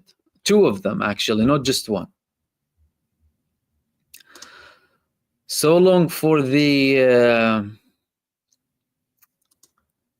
they always tell you, oh, they can't take them down and they can't, but that has been officially confirmed, by the way, now in Iran. Official state news agency confirmed that 2 F-35s were targeted. Now we have this is another video that I want to share with you. It's just coming out from Iran, by the way, of the Iranian air defense systems taking down an Israeli drone in Tehran. Have a look at this. No.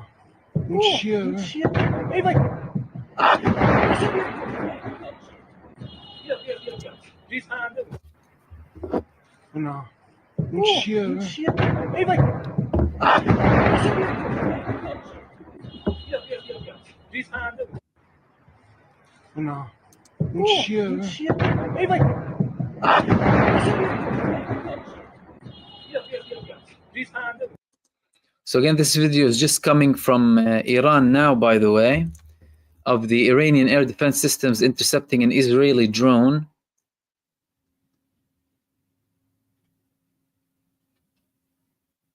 In the skies of Tehran.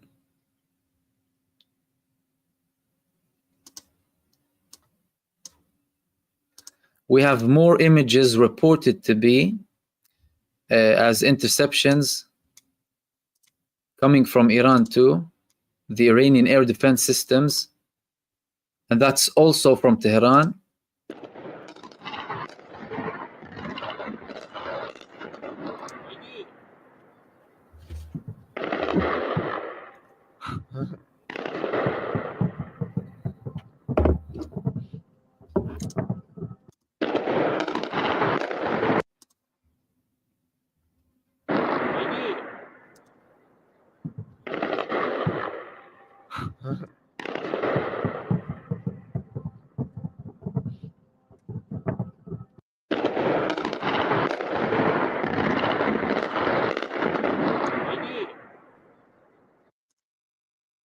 We also have images coming from Gaza.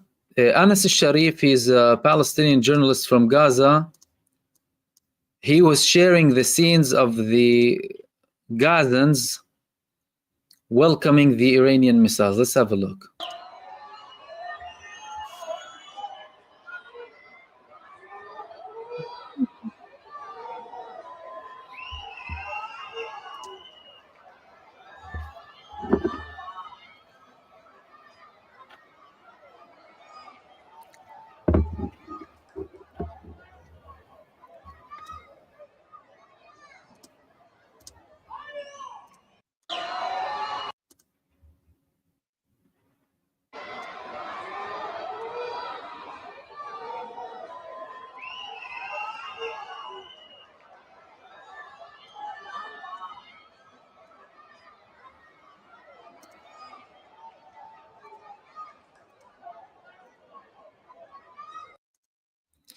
And for everyone joining now, thank you so much for tuning in for another live stream. We're covering live the Escalation, well, the war now between Iran and Israel, and the latest attack that came from Iran.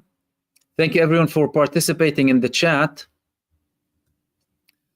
for all of your contribution. Liliana Calkins, Shifty Rift MY $11, JM Nawal Najjar, Mike Wardrop, Dawa Trucker, SM Sunasara, GL Studio Rainer, Mark Puglies Studio, Winter Studio, Mike Wise, Isa Manushar, Liliana, Palestine, Mudassar Aini, Donna, Soul Studio, Danielle, and Soul again, thank you so much for your supers. And for everyone participating in the chat, thank you very much for tuning in. We're here covering all of the recent latest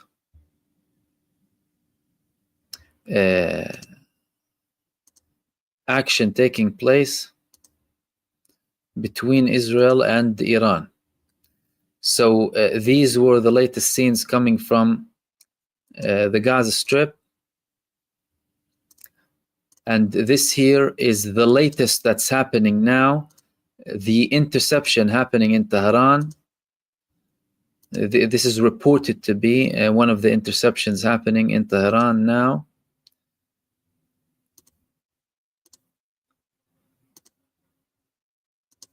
And there was also another report about Iran targeting Israel through its Navy ships. Let's go to the latest updates as well now.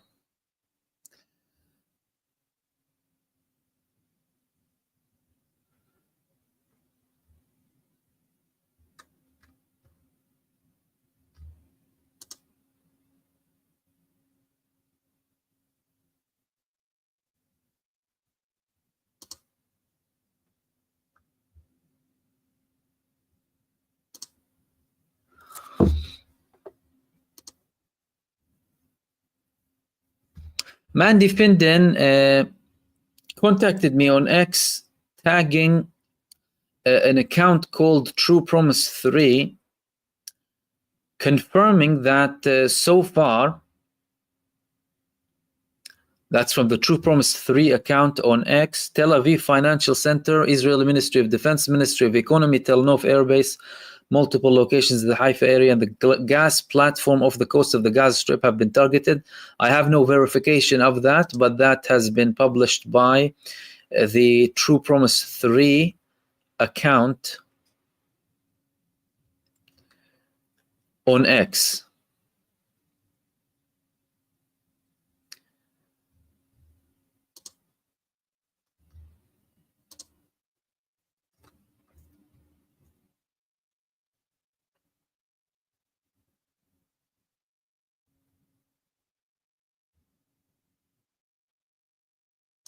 And we have scenes coming from Lebanon now, by the way. Let's have a look at the Lebanese witnessing the attacks.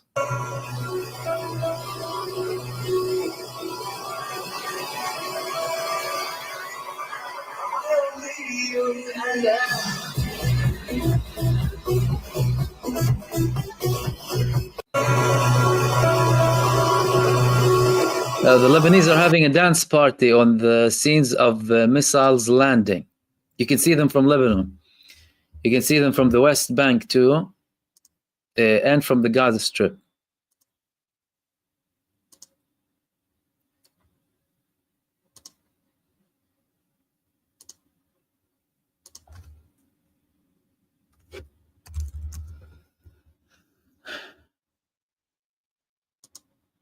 Okay, now the Israeli media is confirming, guys, that it's not just an attack, it is a destruction and devastation. Let's have a look at the latest reports coming from the Israeli mainstream media. Destruction and devastation in central Israel. Gush Dan in shock after the Iranian attack. During the heavy barrage from Iran, there were several direct hits at the center of the country. One of the buildings was severely damaged. Residents are being evacuated to a designated center where they are expected to spend the night. Other confirmations that over 300 people were taken to refugee shelters in multiple parts of Israel, and most of them are from the center, from the Gush Dan area. The skies of central Israel trembled this evening during 2 missile barrages from Iran. There were statements that said there were 2 barrages, by the way, and initially we had reports that they were 3. They led to extensive destruction of a building. Following the destruction, many of the local residents were trapped at the scene, according to a report in the Israeli Ma'ariv. Extensive destruction was caused at other sites too. Dozens of residents have been evacuated. The municipality will transfer them to reception centers. At another collapse scene, Homefront Command forces are moving among residents who are leaving the building and checking to see if there are any residents who have not yet left the building for their own safety. As an after effect of the collapse, bits are still occasionally falling from the destroyed building.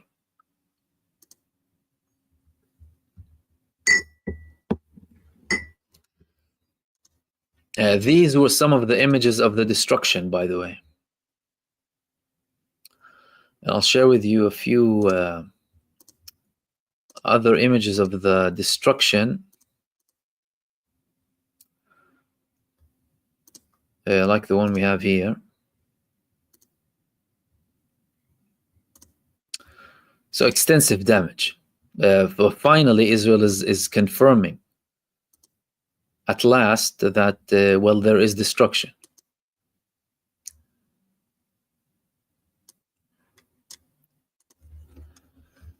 So it appears that Israel not only attacked Iran, and the air defense systems are active now in Tehran. Shared an image of the Iranian air defense systems taking down an Israeli drone. Now we're expected to see another bout of attacks in Iran, because there were confirmed reports coming from Saudi Arabia and from Iraq too that 40 Israeli fighter jets are flying over Iraq on the way to Iran to carry out more strikes.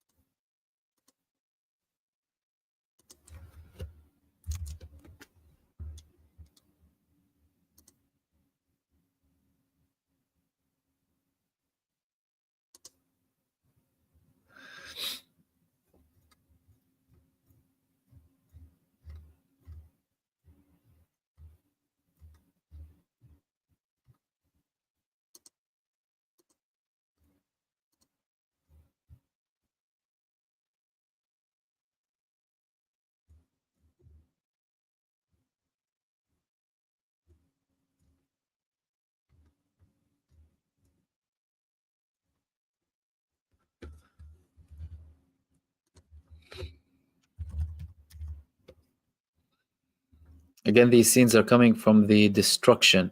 Israel is now confirming that they have casualties. A first report coming in the Israeli Mako is saying that a woman was killed, and a fight for the life of a critically injured man. Security source is confirming now in Israel as well that the United States assisted in the interception. This is the first time that there's a confirmation of the United States helping. Israel is reporting that there's a wave of attacks in the Supreme Leader Khamenei's neighborhood.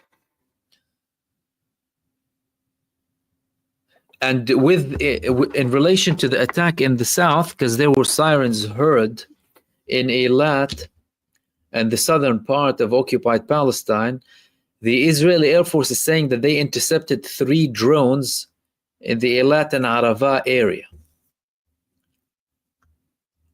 So Israel is confirming that they have casualties now.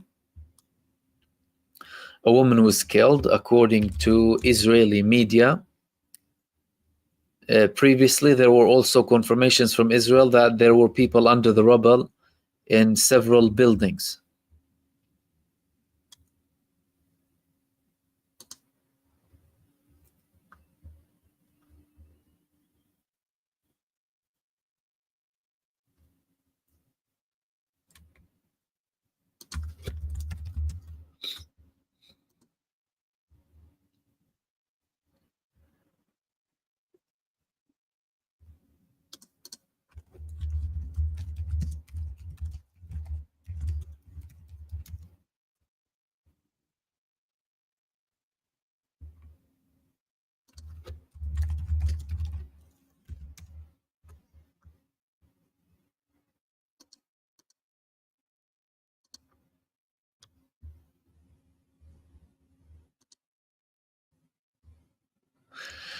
Okay. Reports coming that the United States helped participate. That's after Mark Rubio earlier on said that, well, he refused to confirm if they're going to be intercepting or not. Now we have this article in Axios saying that the United States told Israel it won't participate in an Israeli attack on Iran. The Trump administration told the Israeli government that the US won't be directly involved in any Israeli military strike against Iran's nuclear facilities. 2 US sources told an Israeli source familiar with those discussions tell Axios. They're saying that they're preparing for the talks to collapse. Privately, the administration has informed Israel that would be a solo mission, not a joint operation, at least in terms of bombing and other offensive kinetic activity. The sources did not say whether the US would provide assistance in terms of intelligence or logistics, such as with aerial refueling. With the aerial refueling, there was a video circulating earlier on of a refueling plane and an Israeli fighter jet over the Syrian territories, between the Syrian and the Iraqi territories, which is a similar path that the Israeli fighter jets chose back in October 2024.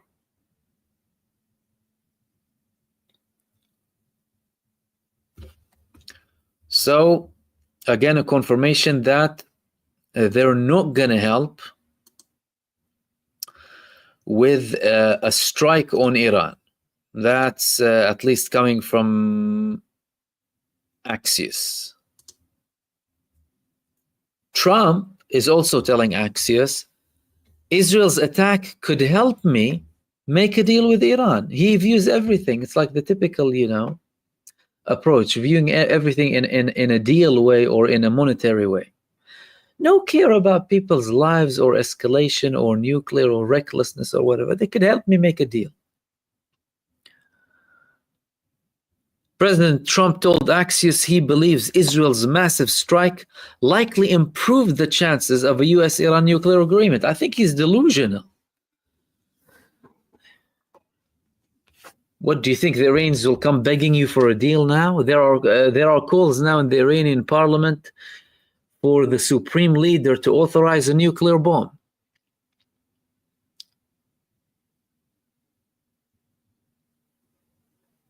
Steve Witkoff still wants to meet Iran's foreign minister Araghchi on Sunday for a planned 6th round of talks. But the Iranians say they won't participate. I don't know which planet Donald Trump is living on. Exactly. He thinks that it's going to bring a deal closer. How does he think that's going to happen?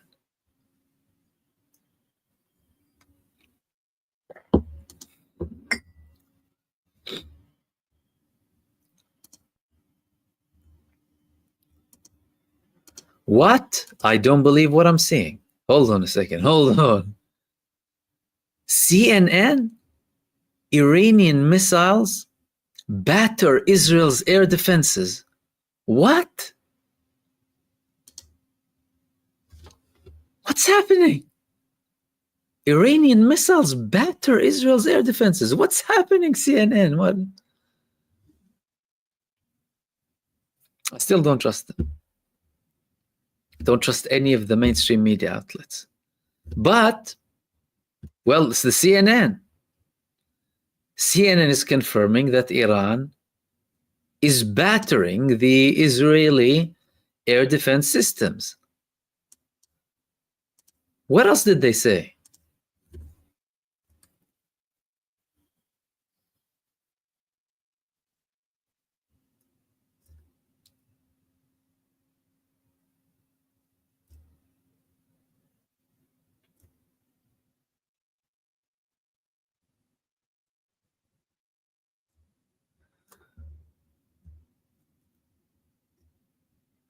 Not much apart from this statement.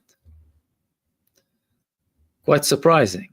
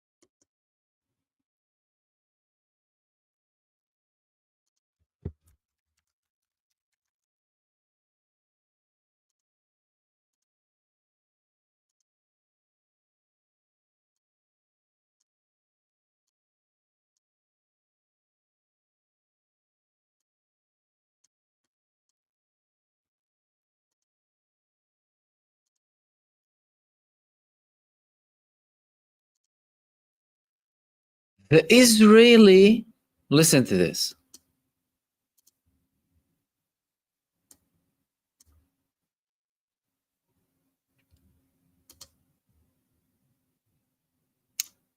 Danny Danon, the Israeli ambassador of the UN, in the UN.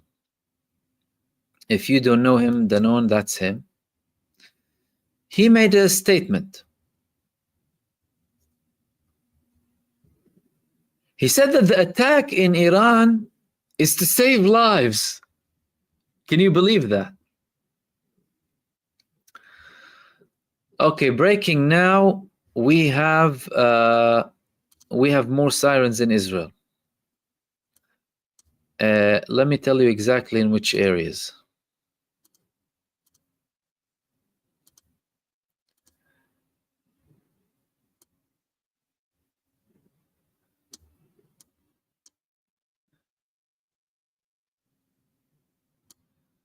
Sirens in all of these locations.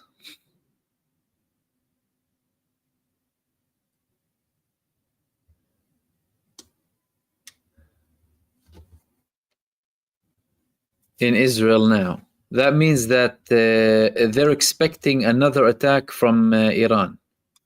It looks like there's another attack underway. Let's see which other areas are included in the... So it appears that with the additional Israeli attack,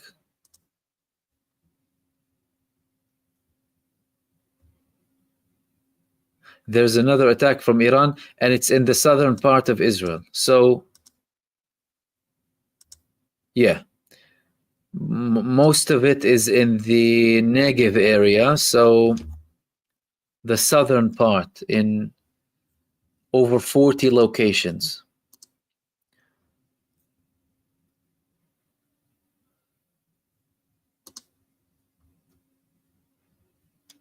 Okay. Israel is saying that it's attacking the location where Khamenei is based, the supreme leader of Iran, and it's also attacking the presidential compound. This is the latest escalation.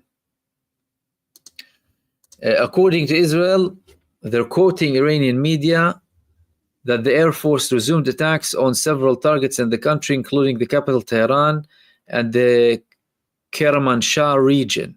Explosions were also heard at the power plant in Isfahan. If that's correct, then expect an Israeli attack on the Khedera power station, which is the main power station of Israel.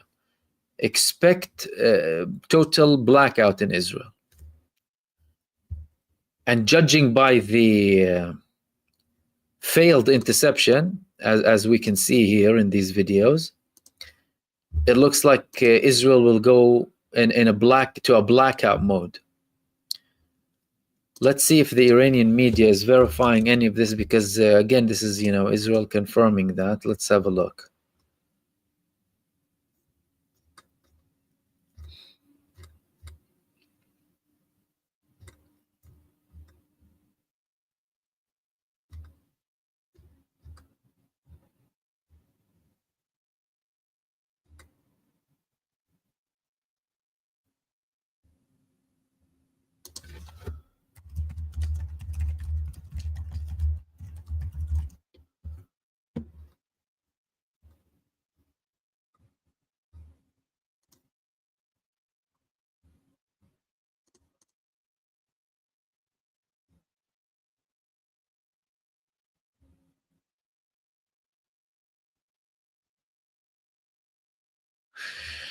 Okay.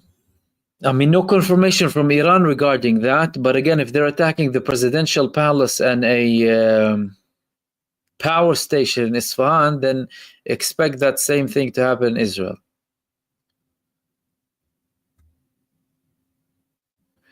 And before that, we spoke about the IRGC leader, again, being quoted on an account on X. Again, I haven't been able to verify it directly from a source, saying that soon we will launch the Khaybar missile and the world will be shocked by what it sees. This is the Khaybar missile that's in question.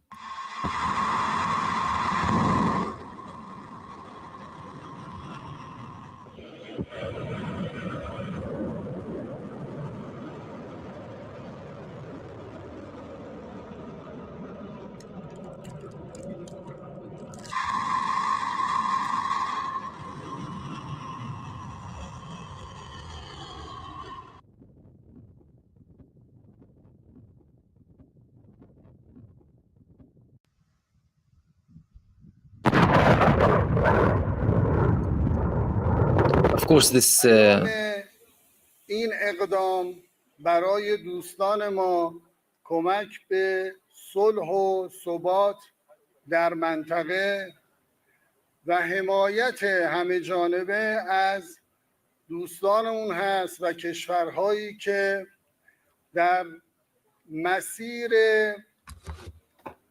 مبارزه با نظام سلطه قرار دارند.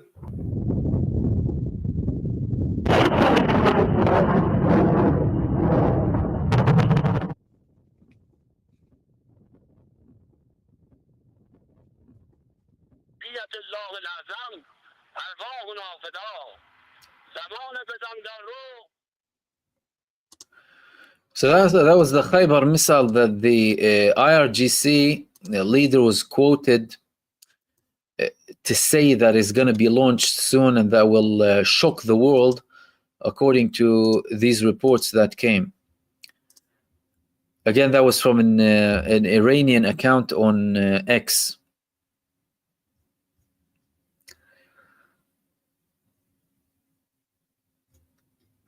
And there are more confirmations now, by the way, that Israel is carrying out consecutive attacks on the residence of Iran's Supreme Leader Khamenei. I mean, he's most likely not there, but still showing you that Israel is now trying to target the Supreme Leader.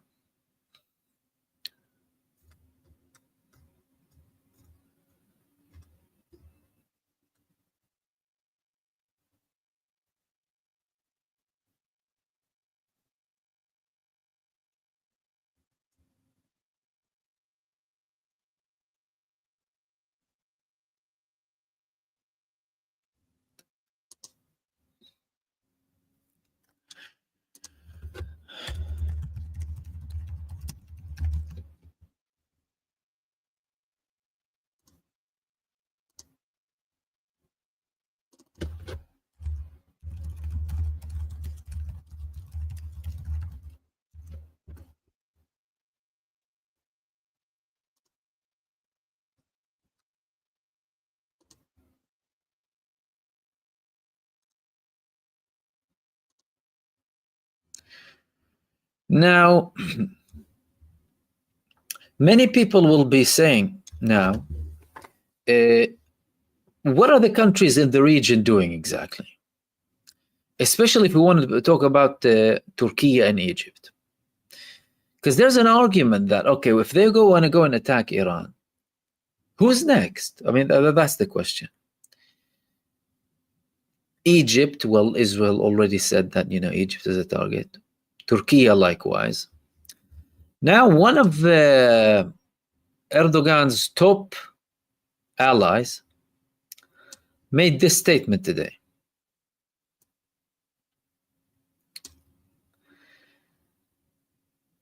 He said that the Israeli attack on Iran,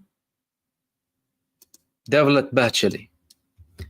The Israeli attack on Iran is a message directed at Turkey, and the ultimate target is Turkey, according to him. Turkey officially, with Egypt and many other Arab countries, actually, they strongly condemned the attacks against Iran, saying that, Israel, diplomacy isn't working with them, or Israel doesn't understand diplomacy, and they want to drag the whole region to an all-out war. But now we have direct threats coming, or at least statements, clear statements coming from Turkish officials in senior positions that, well, we're going to be targeted next. But despite these statements, it doesn't look like anyone will be participating, by the way, apart from Iran at this stage. The only thing that can happen, however, is an increase in attacks from Yemen and Hezbollah moving back to attacking Israel. There was a statement coming from the Secretary of General of Hezbollah earlier on that Hezbollah stands with Iran and all of its actions to protect itself. There was no outright confirmation that they will be attacking Israel again. However, if things get out of control, and clearly what we're seeing now is a situation where it is very, very likely to go on for weeks, at least for weeks, because Israel's official statements came when they began the operation. They told the public, be prepared to have weeks of ongoing exchanges between us and Iran. And even when they were having their smug faces in the initial part of the attack, they were saying that Iran still has the capacity to attack us, and we need to be prepared. So there is likelihood of everything getting out of hand, by the way, especially if Israel starts to attack more strategic locations in Iran, like what they've said that they're attacking, or that they're gonna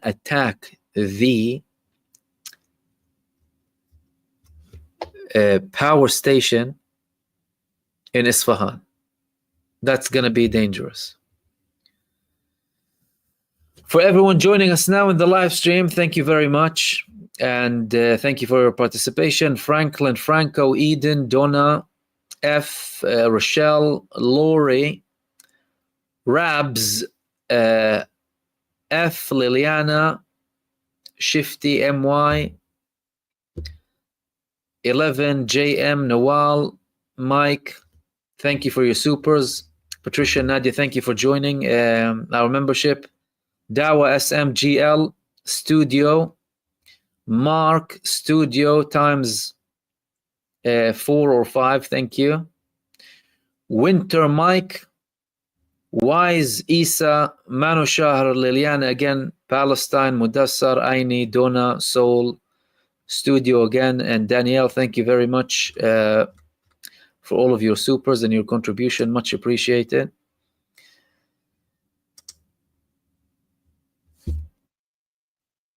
And again, we're covering all of the latest developments. So far, there has been a confirmation that Israel sent more than 40 or approximately 40 fighter jets over Iraqi airspace,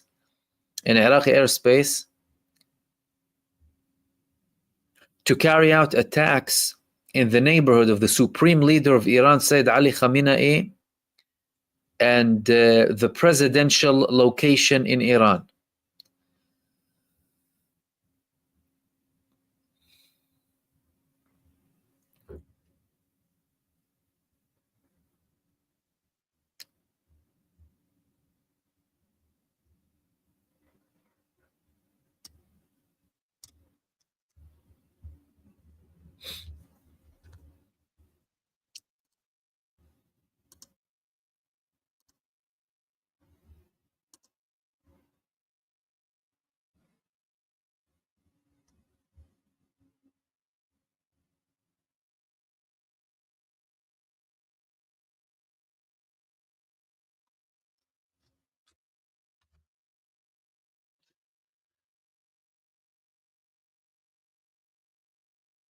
Okay, there are reports coming in now that there are sirens all across these areas.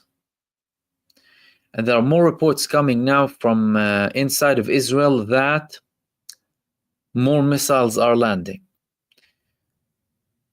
So that would be either the third wave, if there wasn't a third wave initially,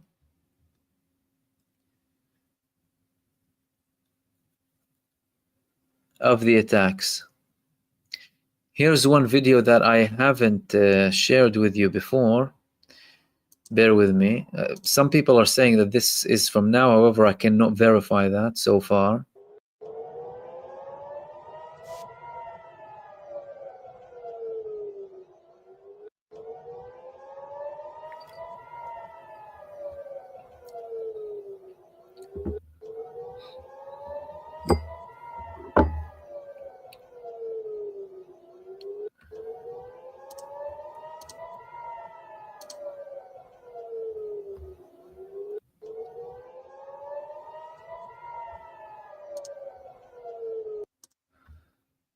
So again, some online are saying that this was from the latest attack that was happening on Israel. But there are sirens confirmed now, not just in the southern part, but in the central part as well. So clearly, it's going to be a tense night. In the past hour, that makes it the third or fourth wave of Israeli attacks in Iran that were targeting Isfahan, the presidential complex or near the presidential complex, and the neighborhood of the supreme leader of Iran, Sayyid Ali Khamenei. Then interception reports coming from Iran, confirmation that there have been interceptions in the Tehran area, and now more sirens in Israel.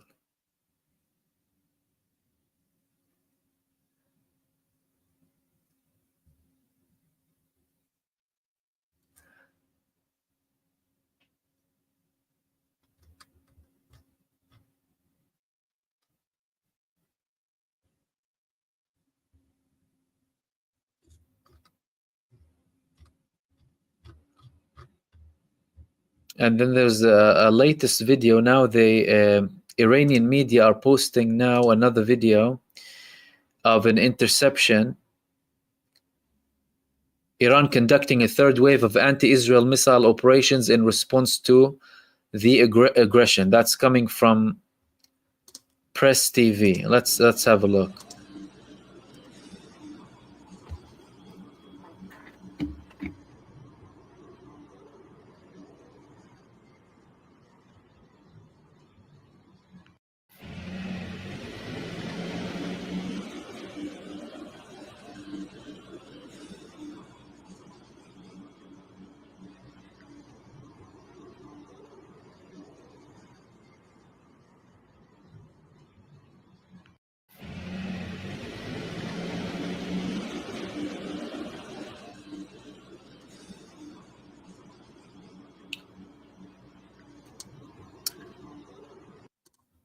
So again, Press TV are saying that this is from the recent interception that's taking place.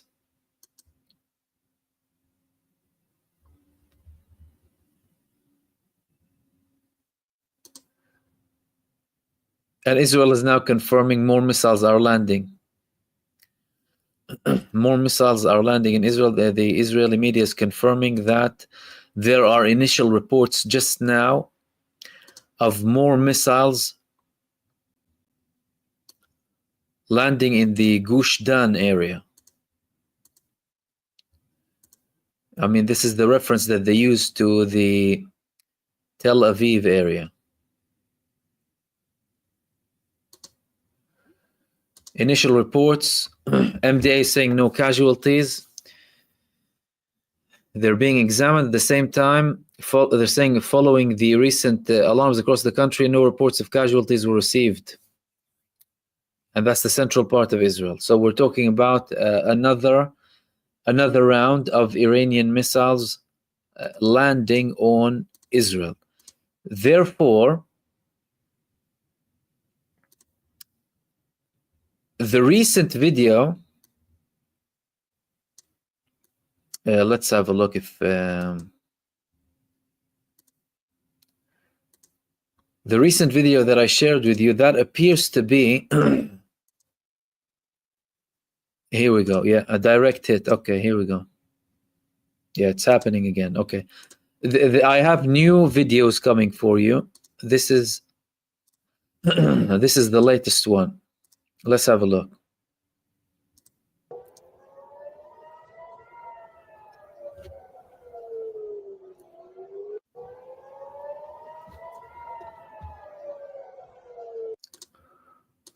This is now being confirmed that it's the latest from the latest attack coming from Iran, and this is in the Tel Aviv area.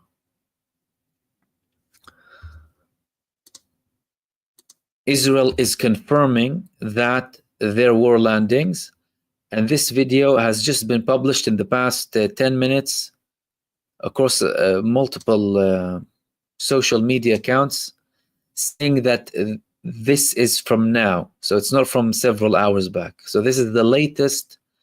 These are the latest images coming now from Israel. Let's have a look if we have more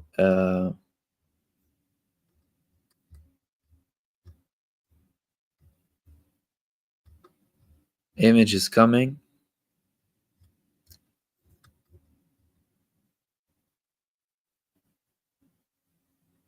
Oh, okay.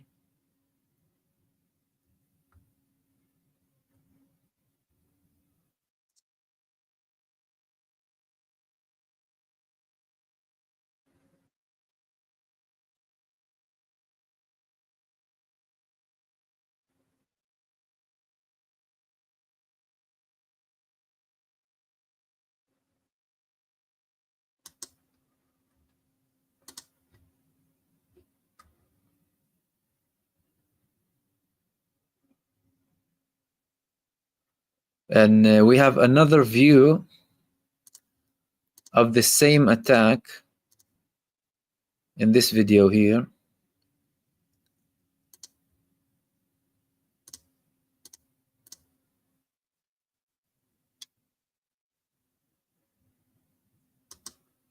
That is the latest missile that is landing.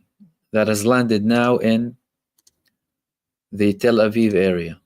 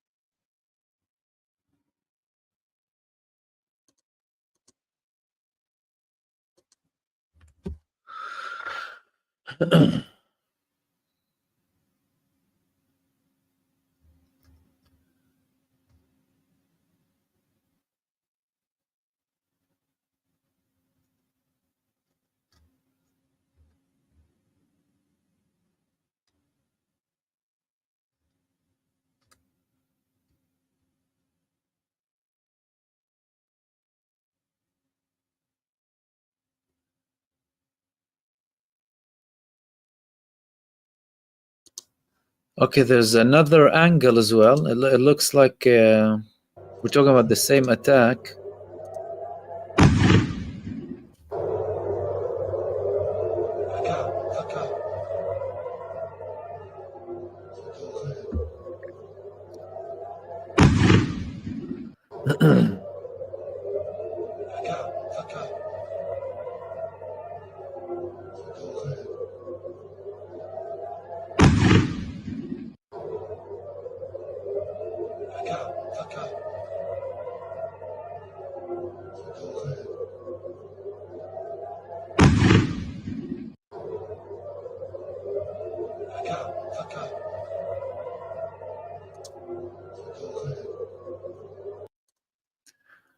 So that is believed to be the latest attack that is happening right now.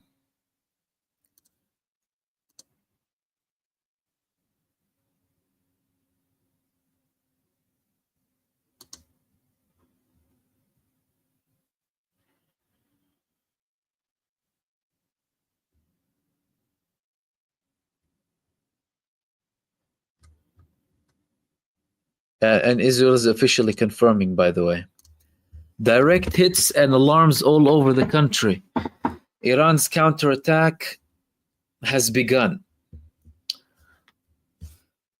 After the initial attack, Iran responded with 3 rounds of attacks towards Israel. Therefore, now another attack is happening.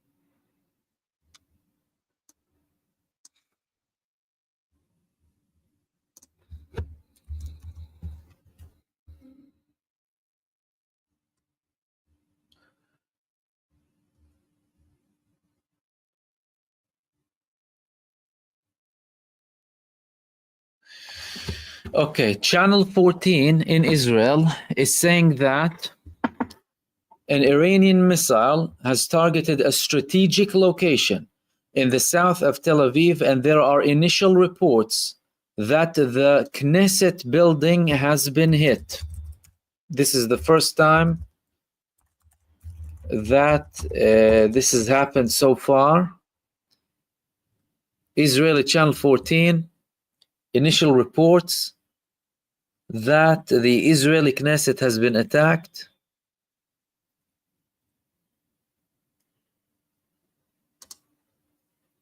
And the recent missile attack that happened in Israel was in a strategic location to the south of Israel.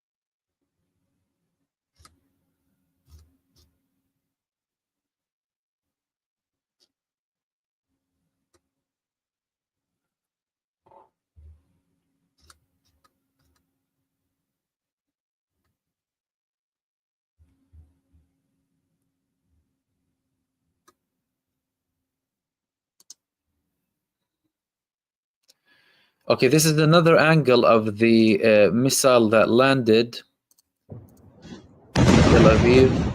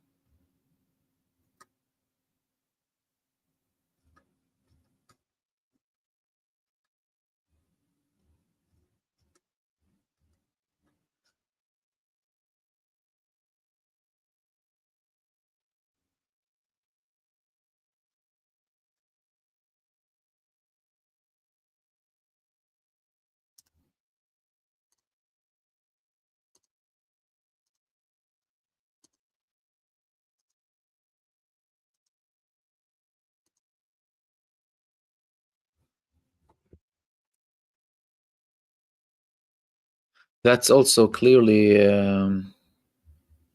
has been recorded from like several minutes back.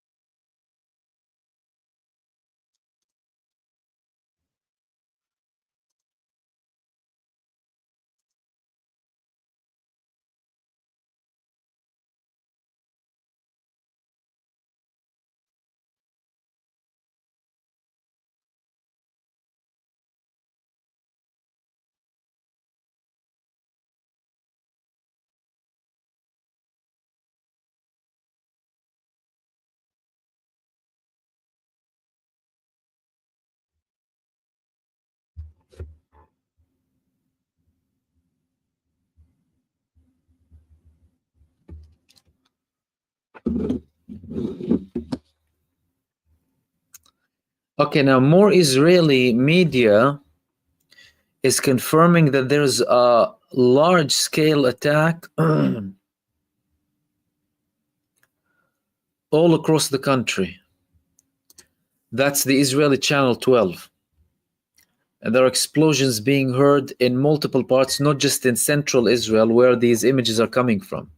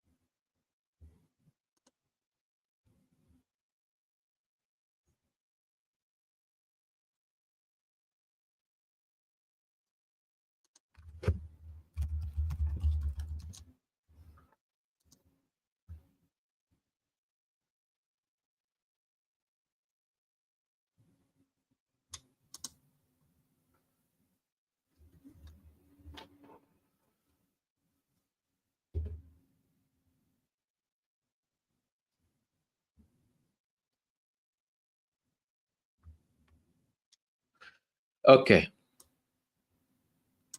So we have more clarification coming from the IRGC. They published their second statement now about the operation that they're conducting against Israel, titled True Promise 3, confirming that it is part of Iran's response to the Israeli aggression. And they also clarified some details.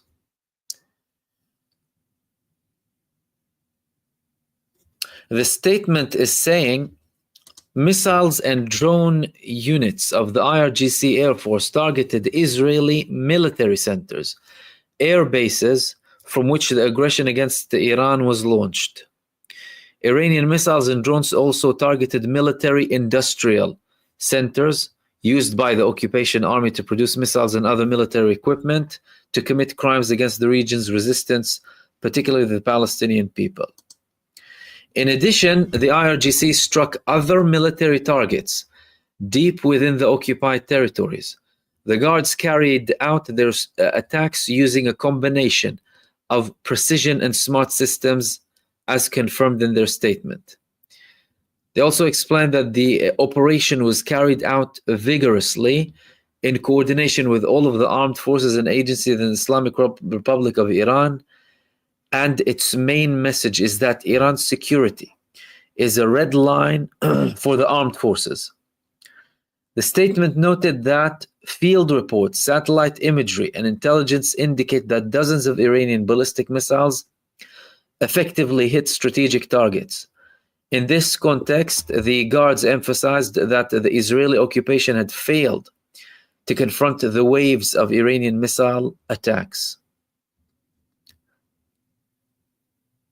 Major General Ahmad Vahidi explained that the primary target of True Promise 3 was 3 air bases. Okay, now we have a clarification. In different areas of the occupied parts of the Palestinian territory. Vahidi confirmed that the Ministry of Defense and the Israeli industrial centers were targeted, explaining that more than 150 targets were identified, and the operation was carefully executed in several stages.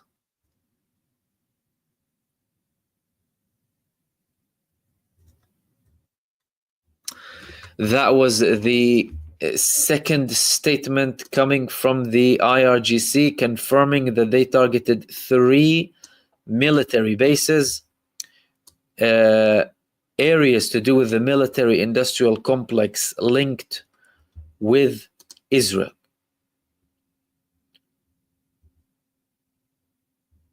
And now more reports coming from the Israeli media that Iranian missiles land in Tel Aviv, Jerusalem, the Galilee, Haifa, and Beersheba. So, north to south. This is the third wave of attacks. Eyewitnesses say that an Iranian missile landed in a strategic location in central Israel.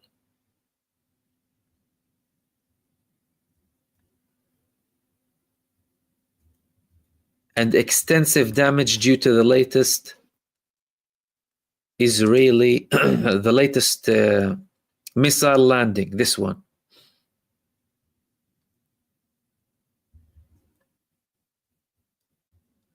Israeli media is also quoted to say that there are reports of the Iranian missile falling south of the Lake Tiberias. That is very close to the Ramat David base. So that could be the target. And one of the missiles fell on a 50-story building in Tel Aviv.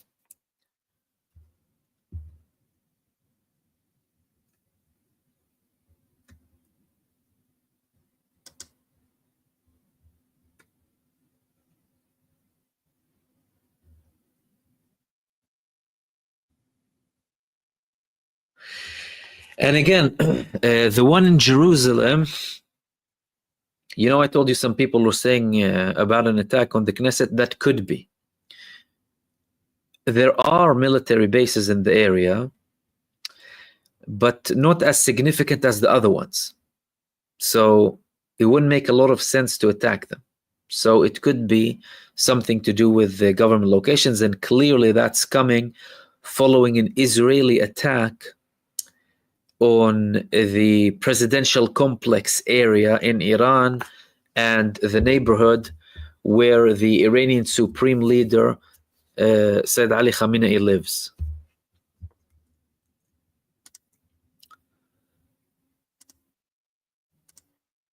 Let's see if we can get more videos of what's happening in Iran.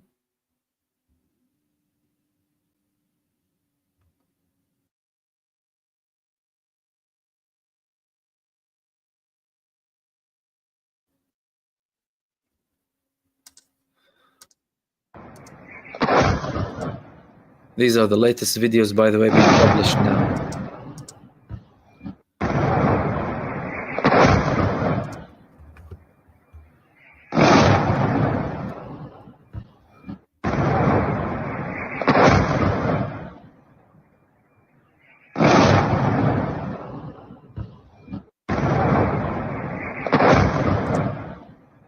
And more angles too.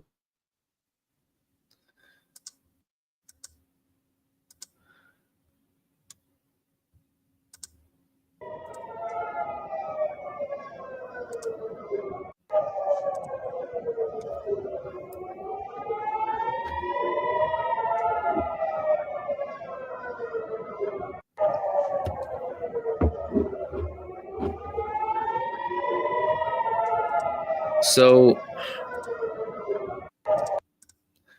clearly things are getting more tense now.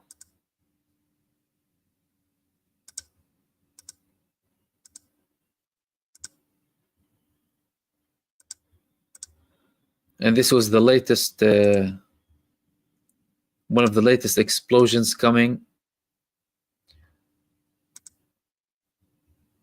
from the Tel Aviv area.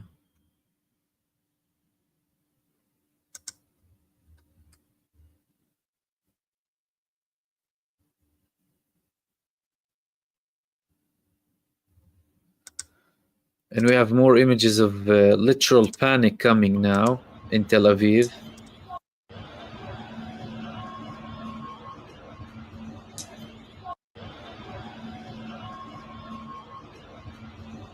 That's probably a mass casualty event, by the way, judging by the number of police officers in that area.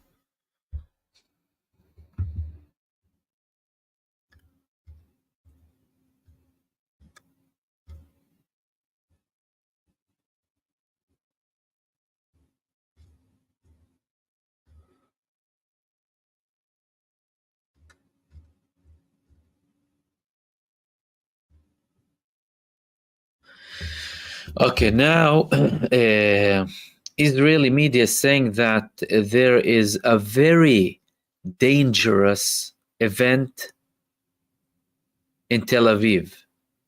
Eyewitnesses are saying that an Iranian missile landed in a very strategic location in Tel Aviv. This is the latest that's coming from Israel. Eyewitnesses are saying that a strategic location has been hit very hard from an Iranian missile.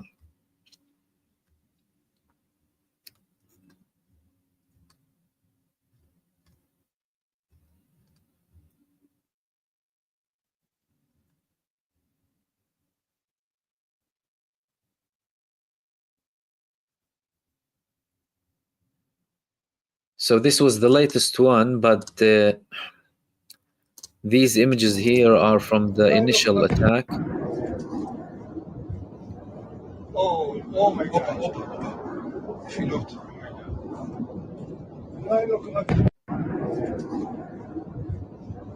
Oh my God.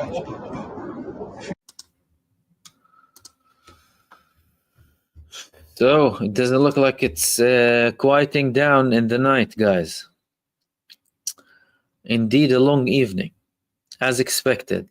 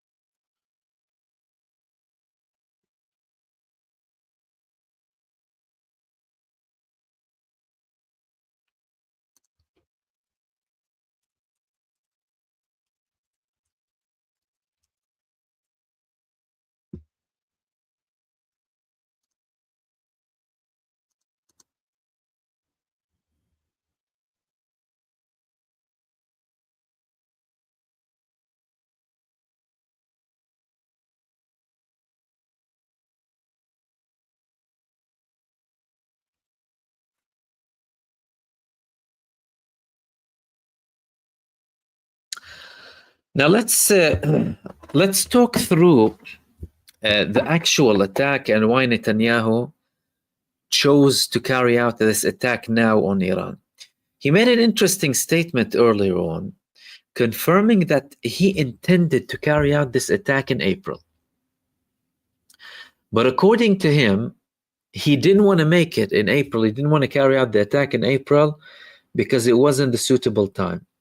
And now it was more pressing than ever. Why? Because they were just days away from having a nuclear bomb. They were days away from having a nuclear bomb in 1984, by the way. So, yeah, 41 years later, and Netanyahu decided to act. Netanyahu decided to act for multiple reasons. He did not have a confirmed support with the vote to dissolve the Israeli Knesset. He did not have an outright success or any success in Gaza. There was more pressure being applied on him, and that was his exit. He carried out this attack on the same day that there was supposed to be a vote to dissolve the Israeli Knesset, when there were still elements that did not confirm that they will be voting against, by the way. So that's one very important thing. Therefore, the talk about it being like the moment or whatever other excuses has nothing to do with it. All of that has to do is with Benjamin Netanyahu's ego and psychopathy. Another reason why Benjamin Netanyahu wanted to conduct this attack now is because of the lack of substantial and decisive measures or results being implemented happening, especially in Gaza, he had to come up with something more significant.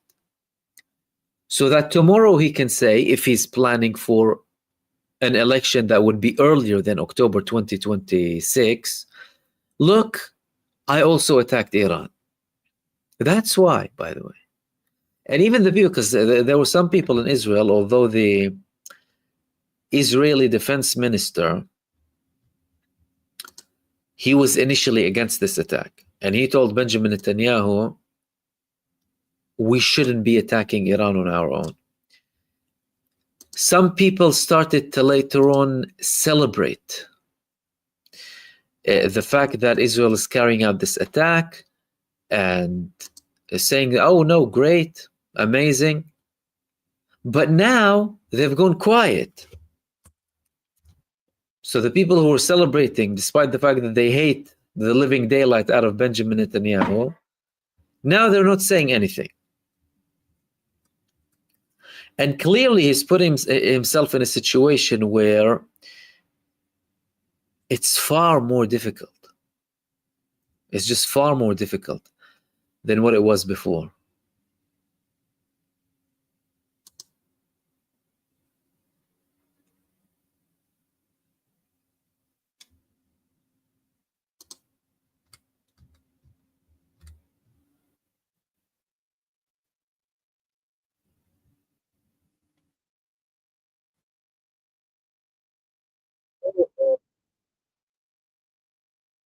Now, more videos are coming from Iran about the moment of launch of the recent missiles that they carried out, the latest strike that they carried out on Israel. Let's have a look.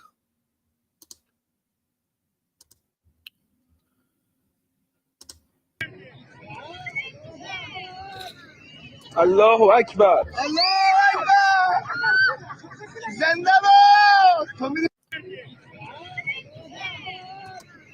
Allahu Akbar. So that's the latest attack coming from Iran, the moment that the missiles were launched.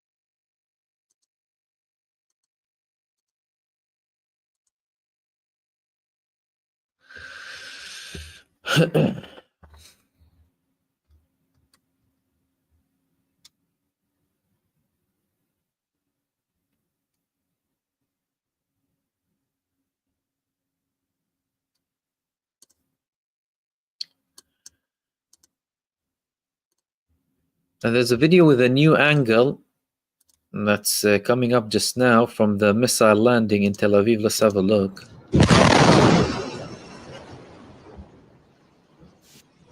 Go. Go. Yeah. I think this was one of the ones that were shared before, but again.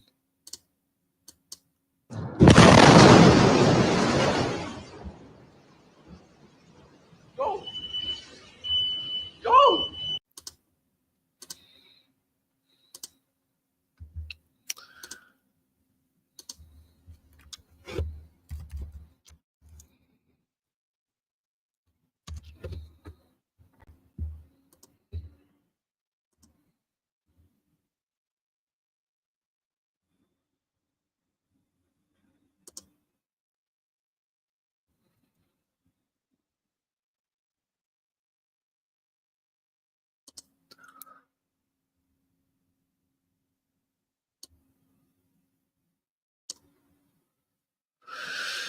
The IDF is warning again.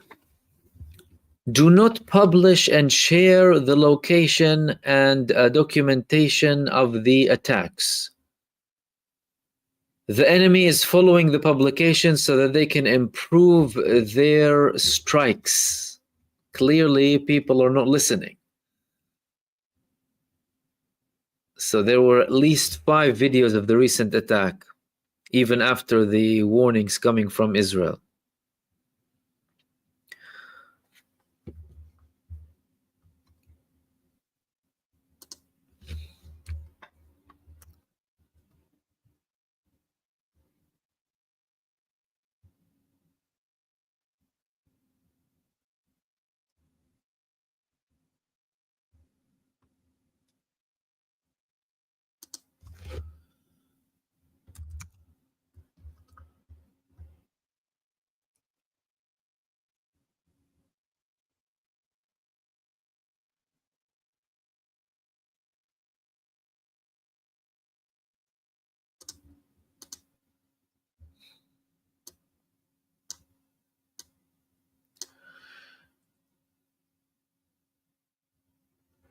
Okay, IRNA is now quoting the Iranian General Vahidi saying that the Operation True Promise 3 will continue as long as necessary.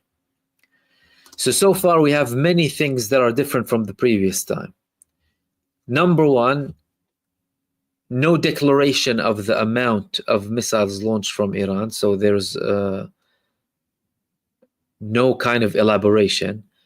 Secondly, multiple, a very, very wide range of targets. Thirdly, multiple waves. And now with this confirmation of the General Wahidi, no clear end. Whereas Iran, in True Promise 1 and 2, they declared that this operation came as a response and our response has ended. But now they're not saying that. So again, that's confirming that we're talking about something longer than usual, longer than what we've seen so far.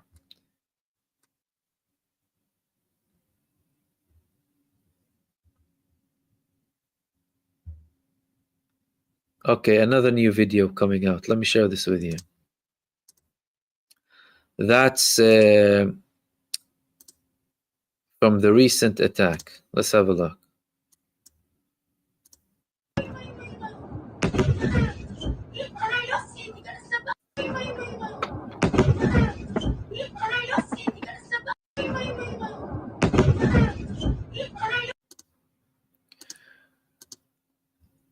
So that, according to reports and information on social media, that was from the latest attack.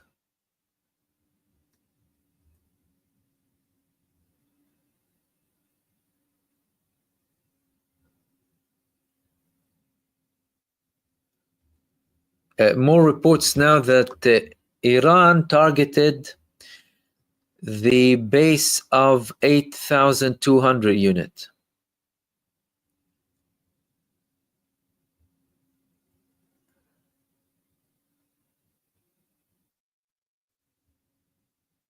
And again, Israel was saying that they took down all of the Iranian air defense systems. These were some of the recent interceptions that were published from Iran.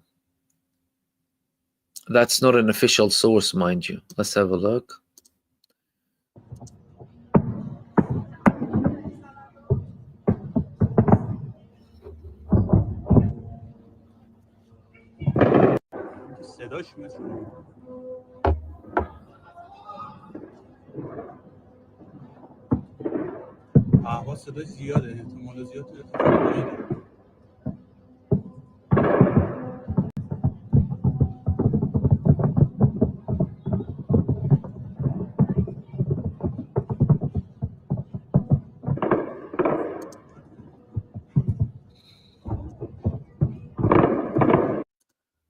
So these are some of the interceptions that are happening.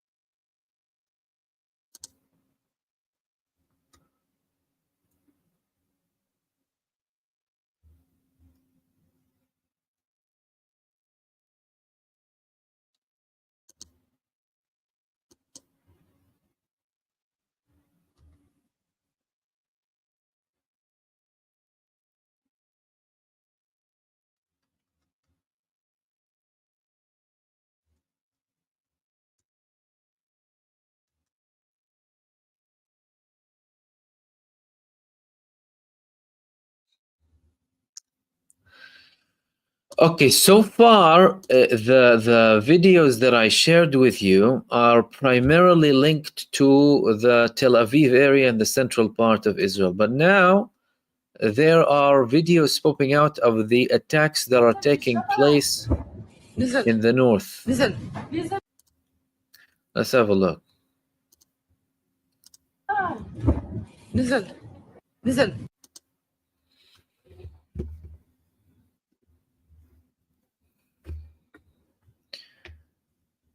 So that's in the northern part. Unlike the other ones that I've been sharing with you so far, which were primarily in the central part of Israel.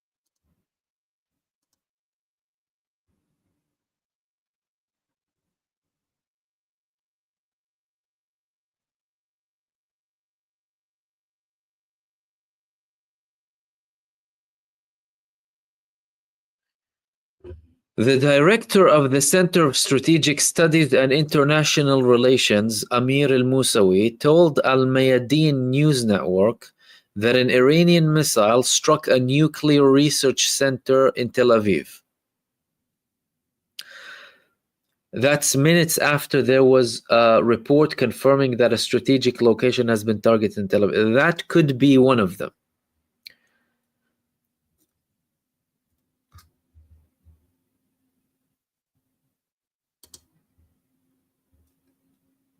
And listen, because of the level of censorship, there might have already been an attack on Dimona, by the way.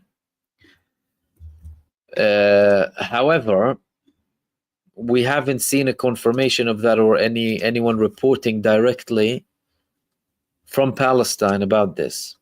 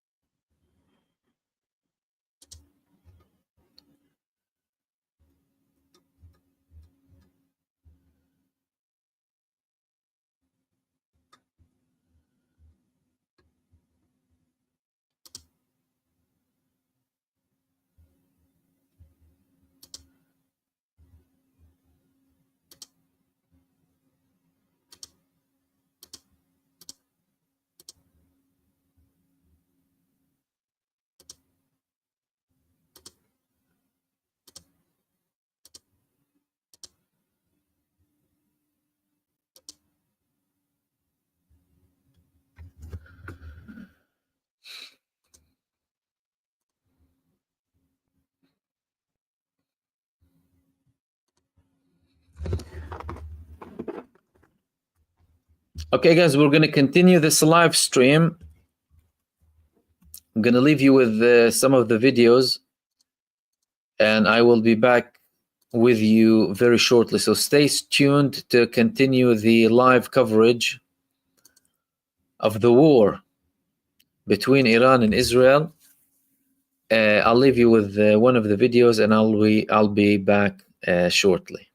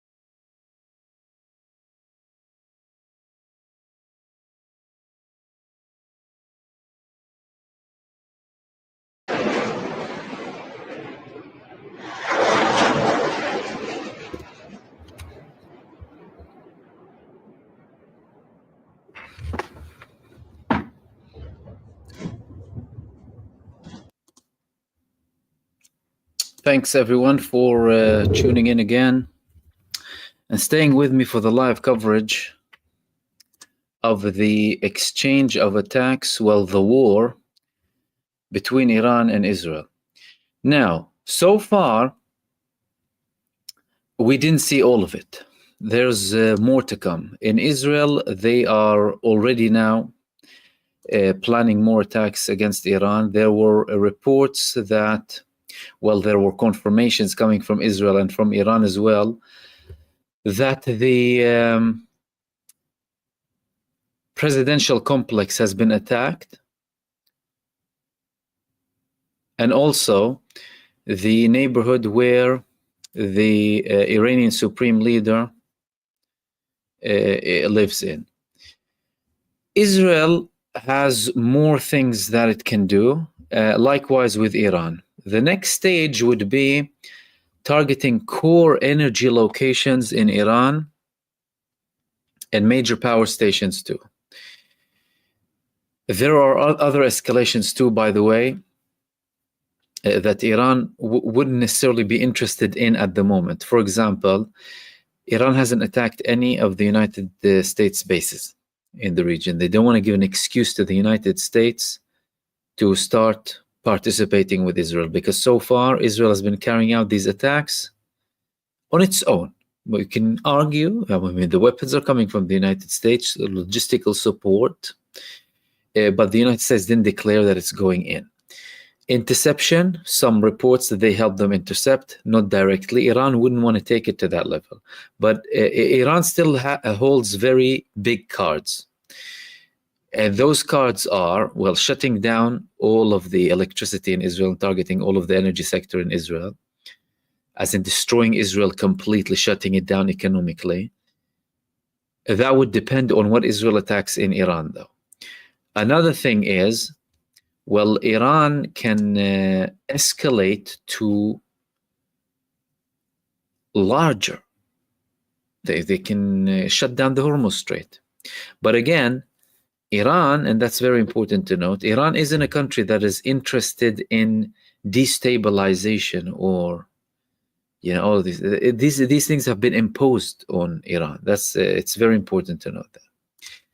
Now, Israel has always complained and said that the Palestinians, they launch missiles from civilian locations.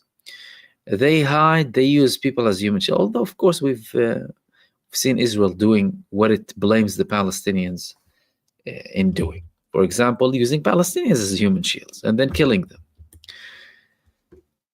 Thankfully, and despite the warnings that came from the Israeli army, now we have more videos coming from Israel of people recording. What did they record? Look at this video over here. תעשי פה משהו מטורף. מה זה? כאילו שוגר איזה מין...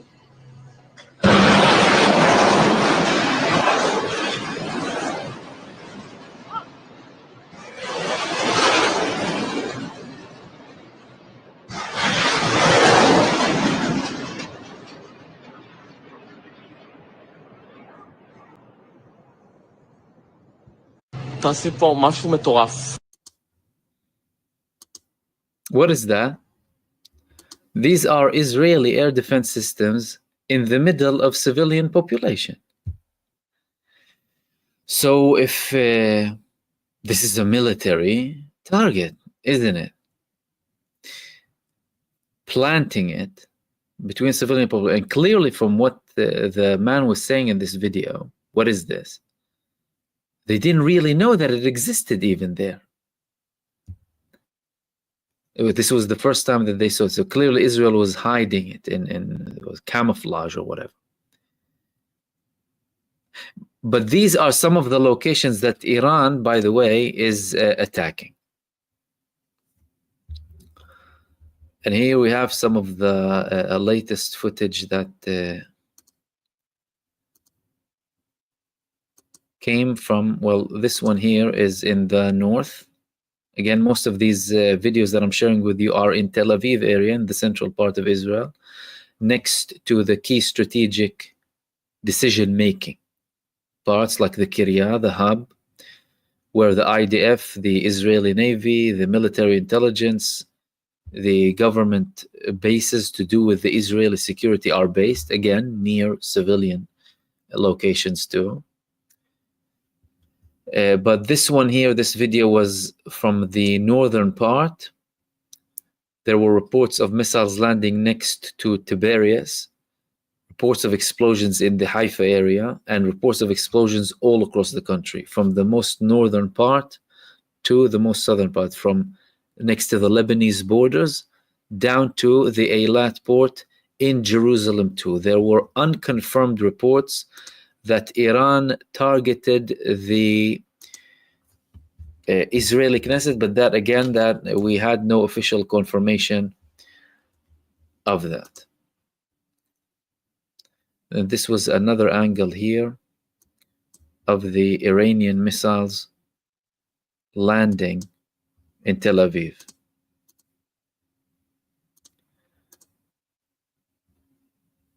So Israel so far, it declared that 2 people have been killed. They previously declared that one was critically wounded. Now they said 2 people have been killed and over 63 people have been injured. Many people have been taken to refugee centers. Multiple buildings, well, several buildings collapsed in central Israel. And there was a recent confirmation that a very strategic location in Tel Aviv was attacked. Certain reports coming from Israel, from people within Israel, said that it was a nuclear research center, but the Tel Aviv area has very many strategic locations that Iran would be interested in attacking. And so far, there have been 3 waves of attacks coming from Iran, 4 in total coming from Israel. And the latest report that's coming from Iran is an attack on the Maharabad airport west of Tehran. Israel closed the Ben Gurion airport for 3 days. There were flights with Israelis coming from multiple parts of the world, and they were asked to land somewhere else whilst they were in the air, by the way. This is how dangerous it was. But there was no report so far that Iran targeted the Ben Gurion airport. That hasn't been confirmed yet. And the Israeli army is struggling really hard to push for people not to publish any videos. But again, that's not really working that well, because every few minutes we have new videos coming from Israel, from Israeli people, Israeli citizens, publishing publishing the videos and the information.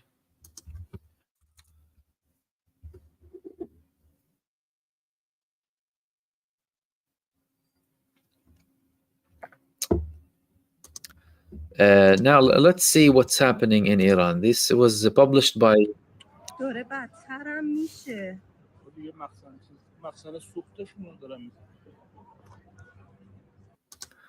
in Tehran. So there were interceptions, but clearly some missiles also landed. There was an intense interception activity from Iran being published here.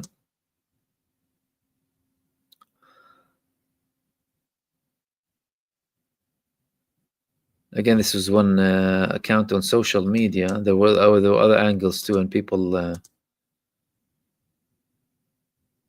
publishing from multiple parts, but clearly some of them landed.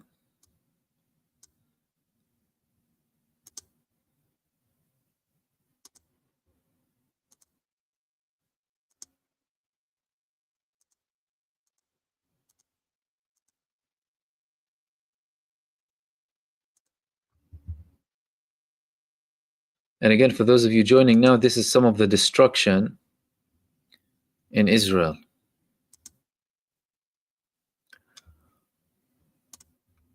These were some of the images that were published previously.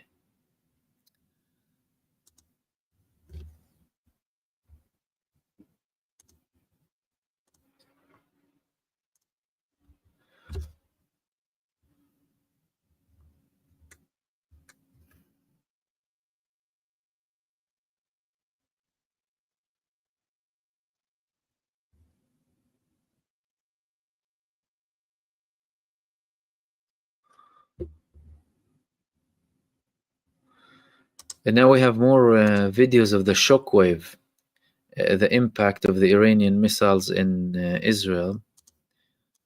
Have a look at this video over here.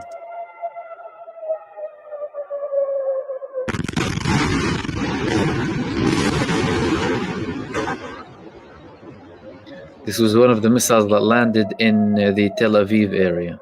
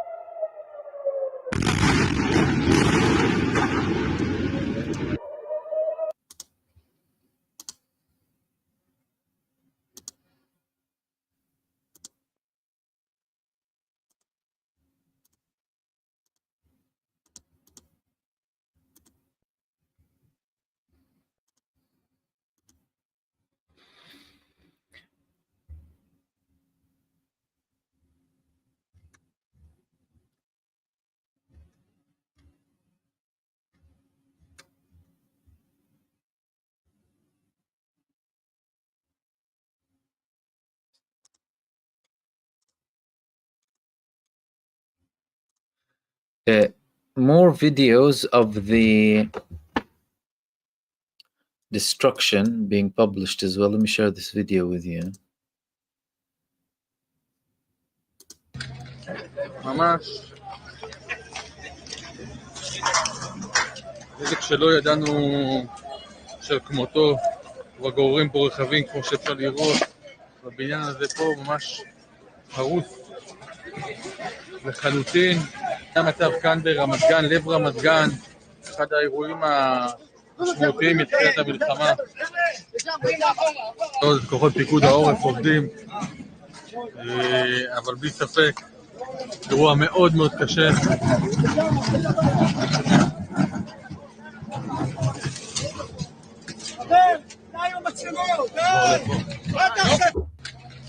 ממש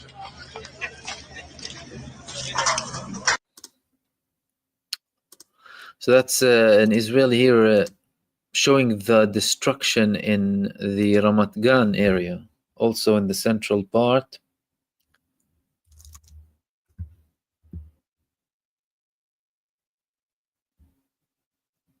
And the Israeli Channel 12 is saying that the size of the explosive warheads of the Iranian missiles is shocking.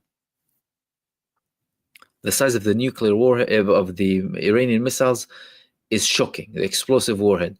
But there's one thing that they probably are not taking into consideration, is that these are less than half the size, what was launched so far at least, of the biggest Iranian missiles.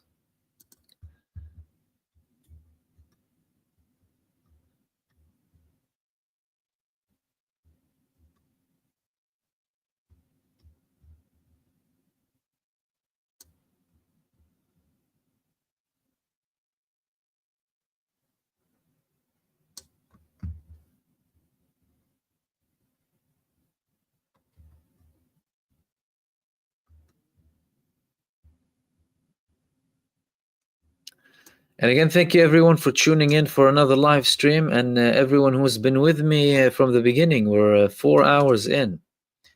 A lot of dedication.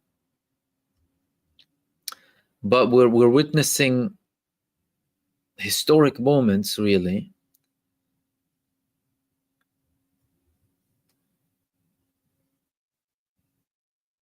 And the Iranian media is now just publishing the moment of the launch of the third round of the Iranian missiles. Let's have a look.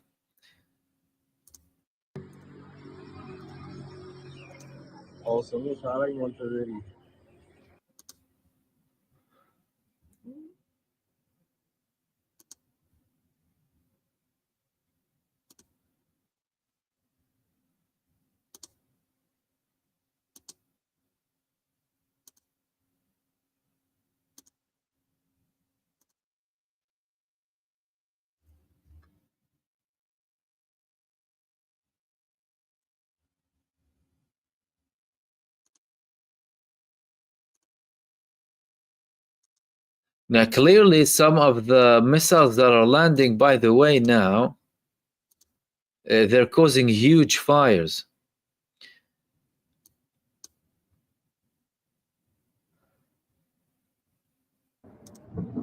Look at this.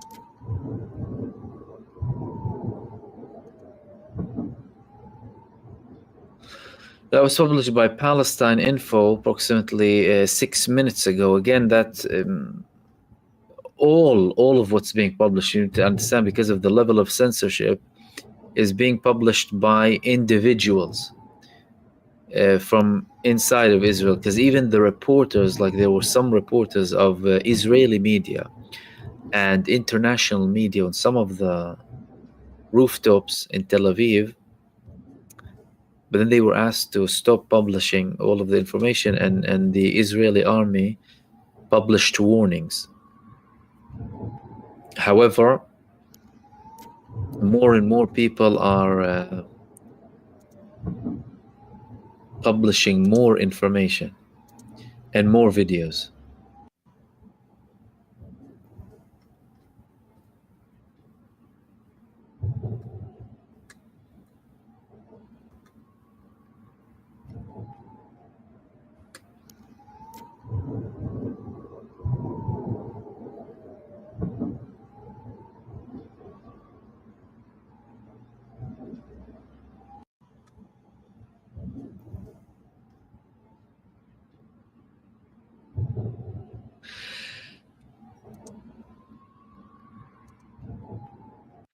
Listen, some people are saying certain things that, we cannot verify.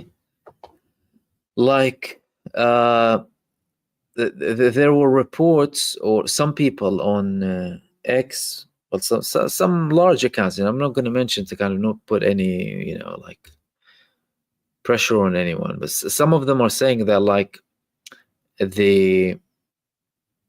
one of the heads of the 8,200 senior figure unit 8,200 was killed, and that the naval commander of Israel was killed. But again, these things, it's very difficult to verify a few things. Very difficult to verify these things. And again, Israel is, they're threatening anyone from publishing any sort of information. Like, this was a message that was published by the Israeli army, important message, revealing the locations where the missiles land and documenting these places where there are hits. If you did that, then you're helping the enemy, and it's your responsibility not to publish this information. So they're very, very paranoid, and they're very worried about the fact that they're helping Iran know these locations. And again, we have more images of the damage here, like this one. These are mostly in central Israel, by the way.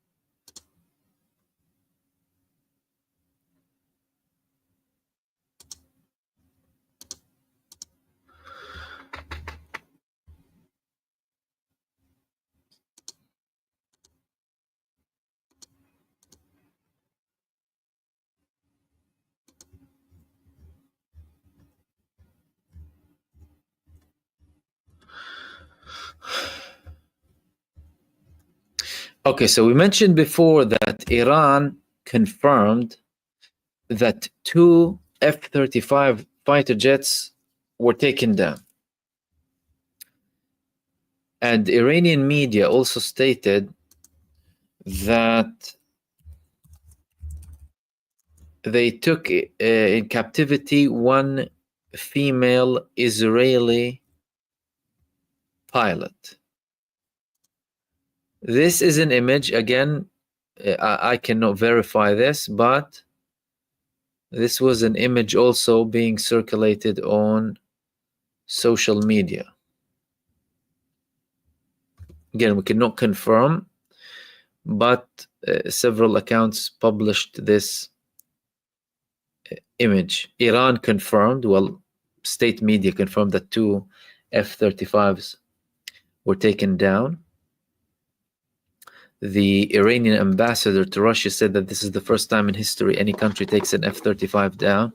These are some of the images that are coming from, well, from social media. Again, I cannot personally verify them, but people have been posting this. It was widely circulating on social media.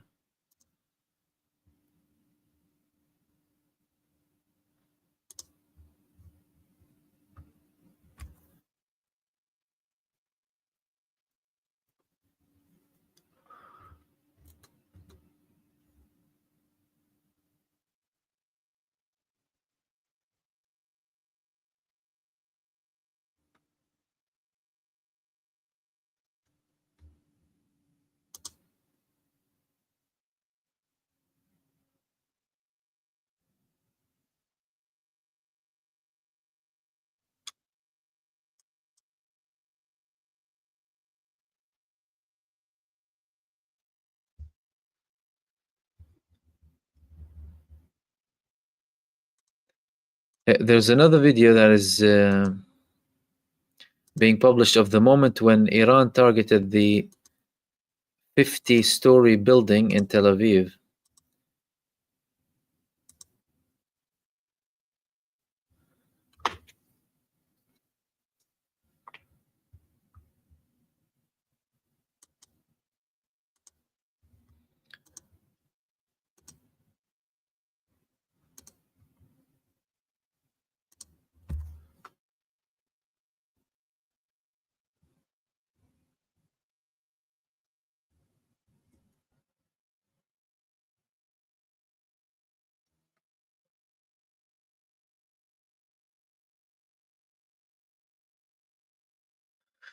And now Iran is reporting that, well, sources are, Al-Mayadeen reporters, Al-Mayadeen network is saying that the Iranian air defense systems are intercepting Israeli projectiles in the north of Tehran.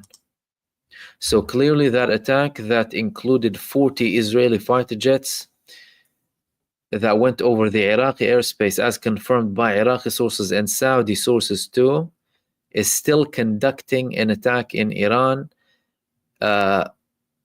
Explosions heard near the Mahrabad airport west of Tehran and in other locations too. And in Israel, they confirmed that Iranian missiles landed in Tel Aviv, Jerusalem, Tiberias, Haifa, Be'er Sabah, and the Galilee, from north to south. So all of the genocide state is being covered.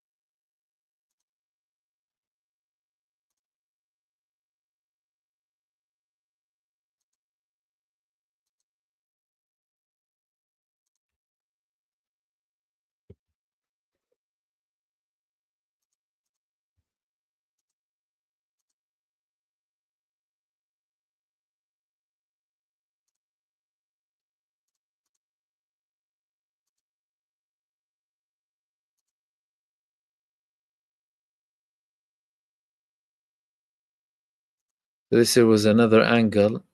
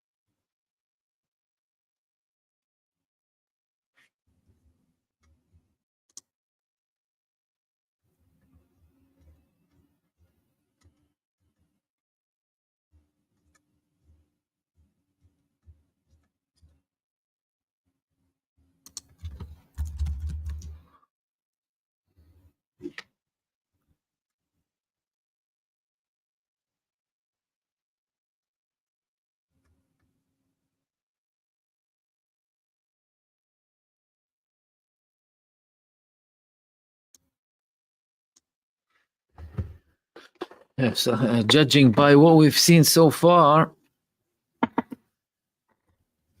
it looks like it's going to continue up until the morning.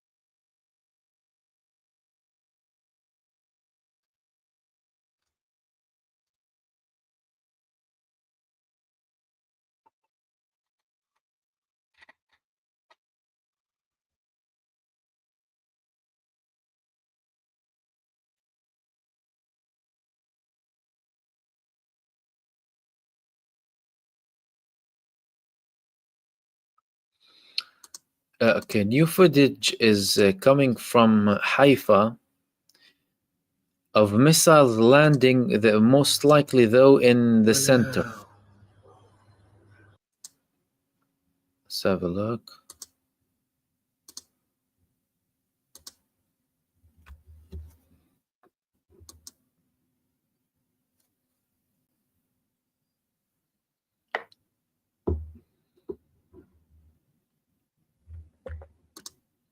So these were most likely landing in central Israel, by the way.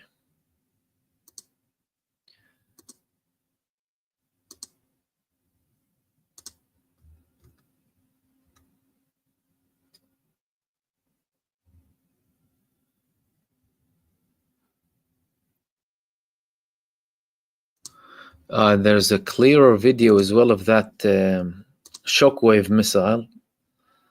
Let's have a look. A big shockwave missile. Let's have a look.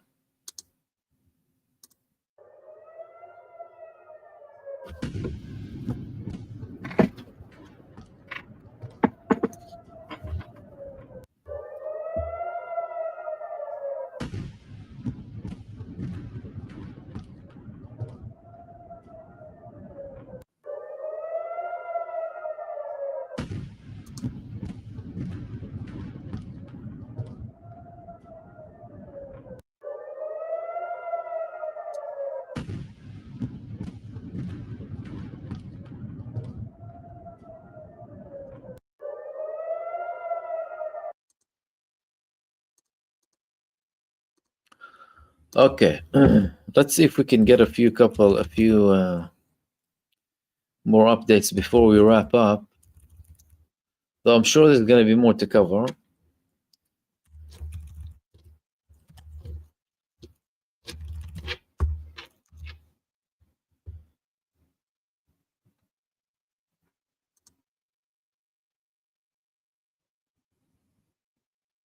Wow, look at this.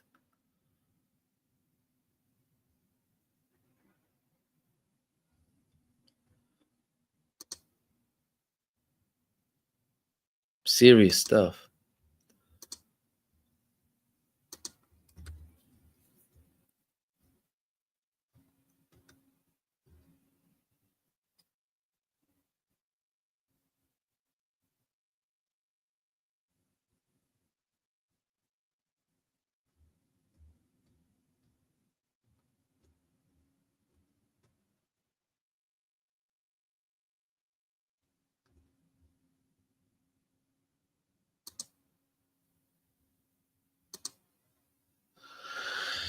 Another image of the destruction.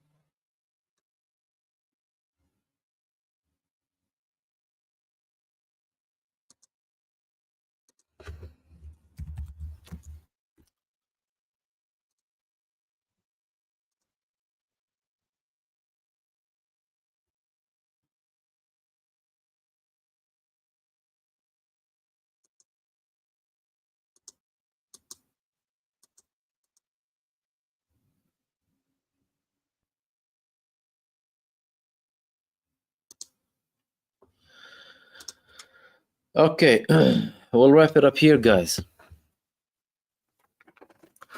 I'm sure there's going to be more to come, but I'll hopefully be with you tomorrow, either once or twice in another live stream to cover all of the latest updates. So far, what we know, at least four waves of attacks carried out by Israel in Iran. Iran carried out at least 3 waves of attacks against the Zionist entity. Most of the missiles were landing. Israeli interception failing miserably. The targets that Iran aimed at, well, the locations that Iran targeted in Israel were, so far, what we know, the military bases from which Israel carried out an attack against Iran. The Kiryat location, which is the main hub of control, command of the 8,200 unit IDF, the naval forces, other Israeli security agencies, and the main command and control area. Some reports said that the Mossad base was hit. Recent reports with the recent attack about a nuclear research center attacked too.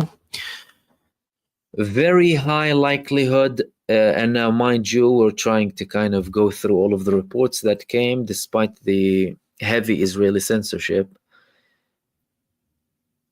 Bases in the north, potentially air bases in the north, because Israel confirmed there were attacks from the Lebanon borders up to the Eilat location.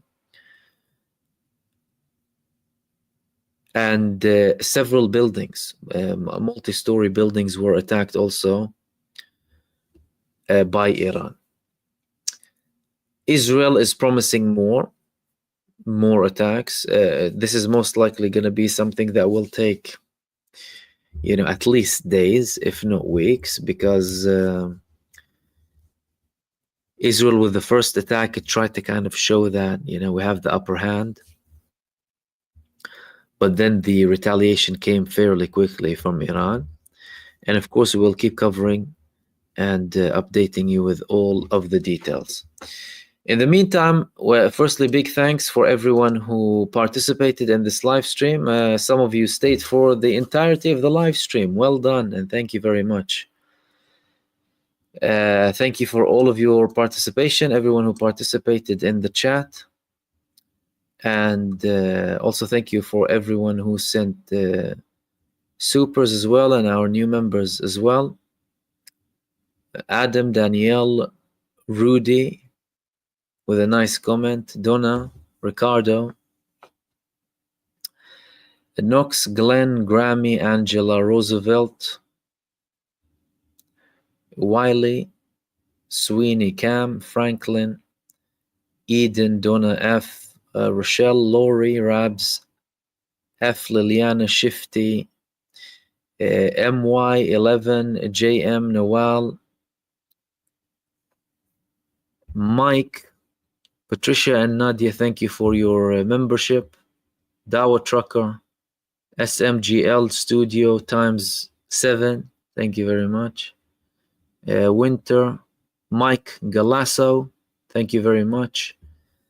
Wise Penny, Isa Mano Shahar, Liliana, Palestine, Mudassar, Aini, Donna again, Soul, Daniela, and sorry if I missed anyone. Of course, everyone, thank you for your participation, and thank you very much for our moderators for doing a wonderful job.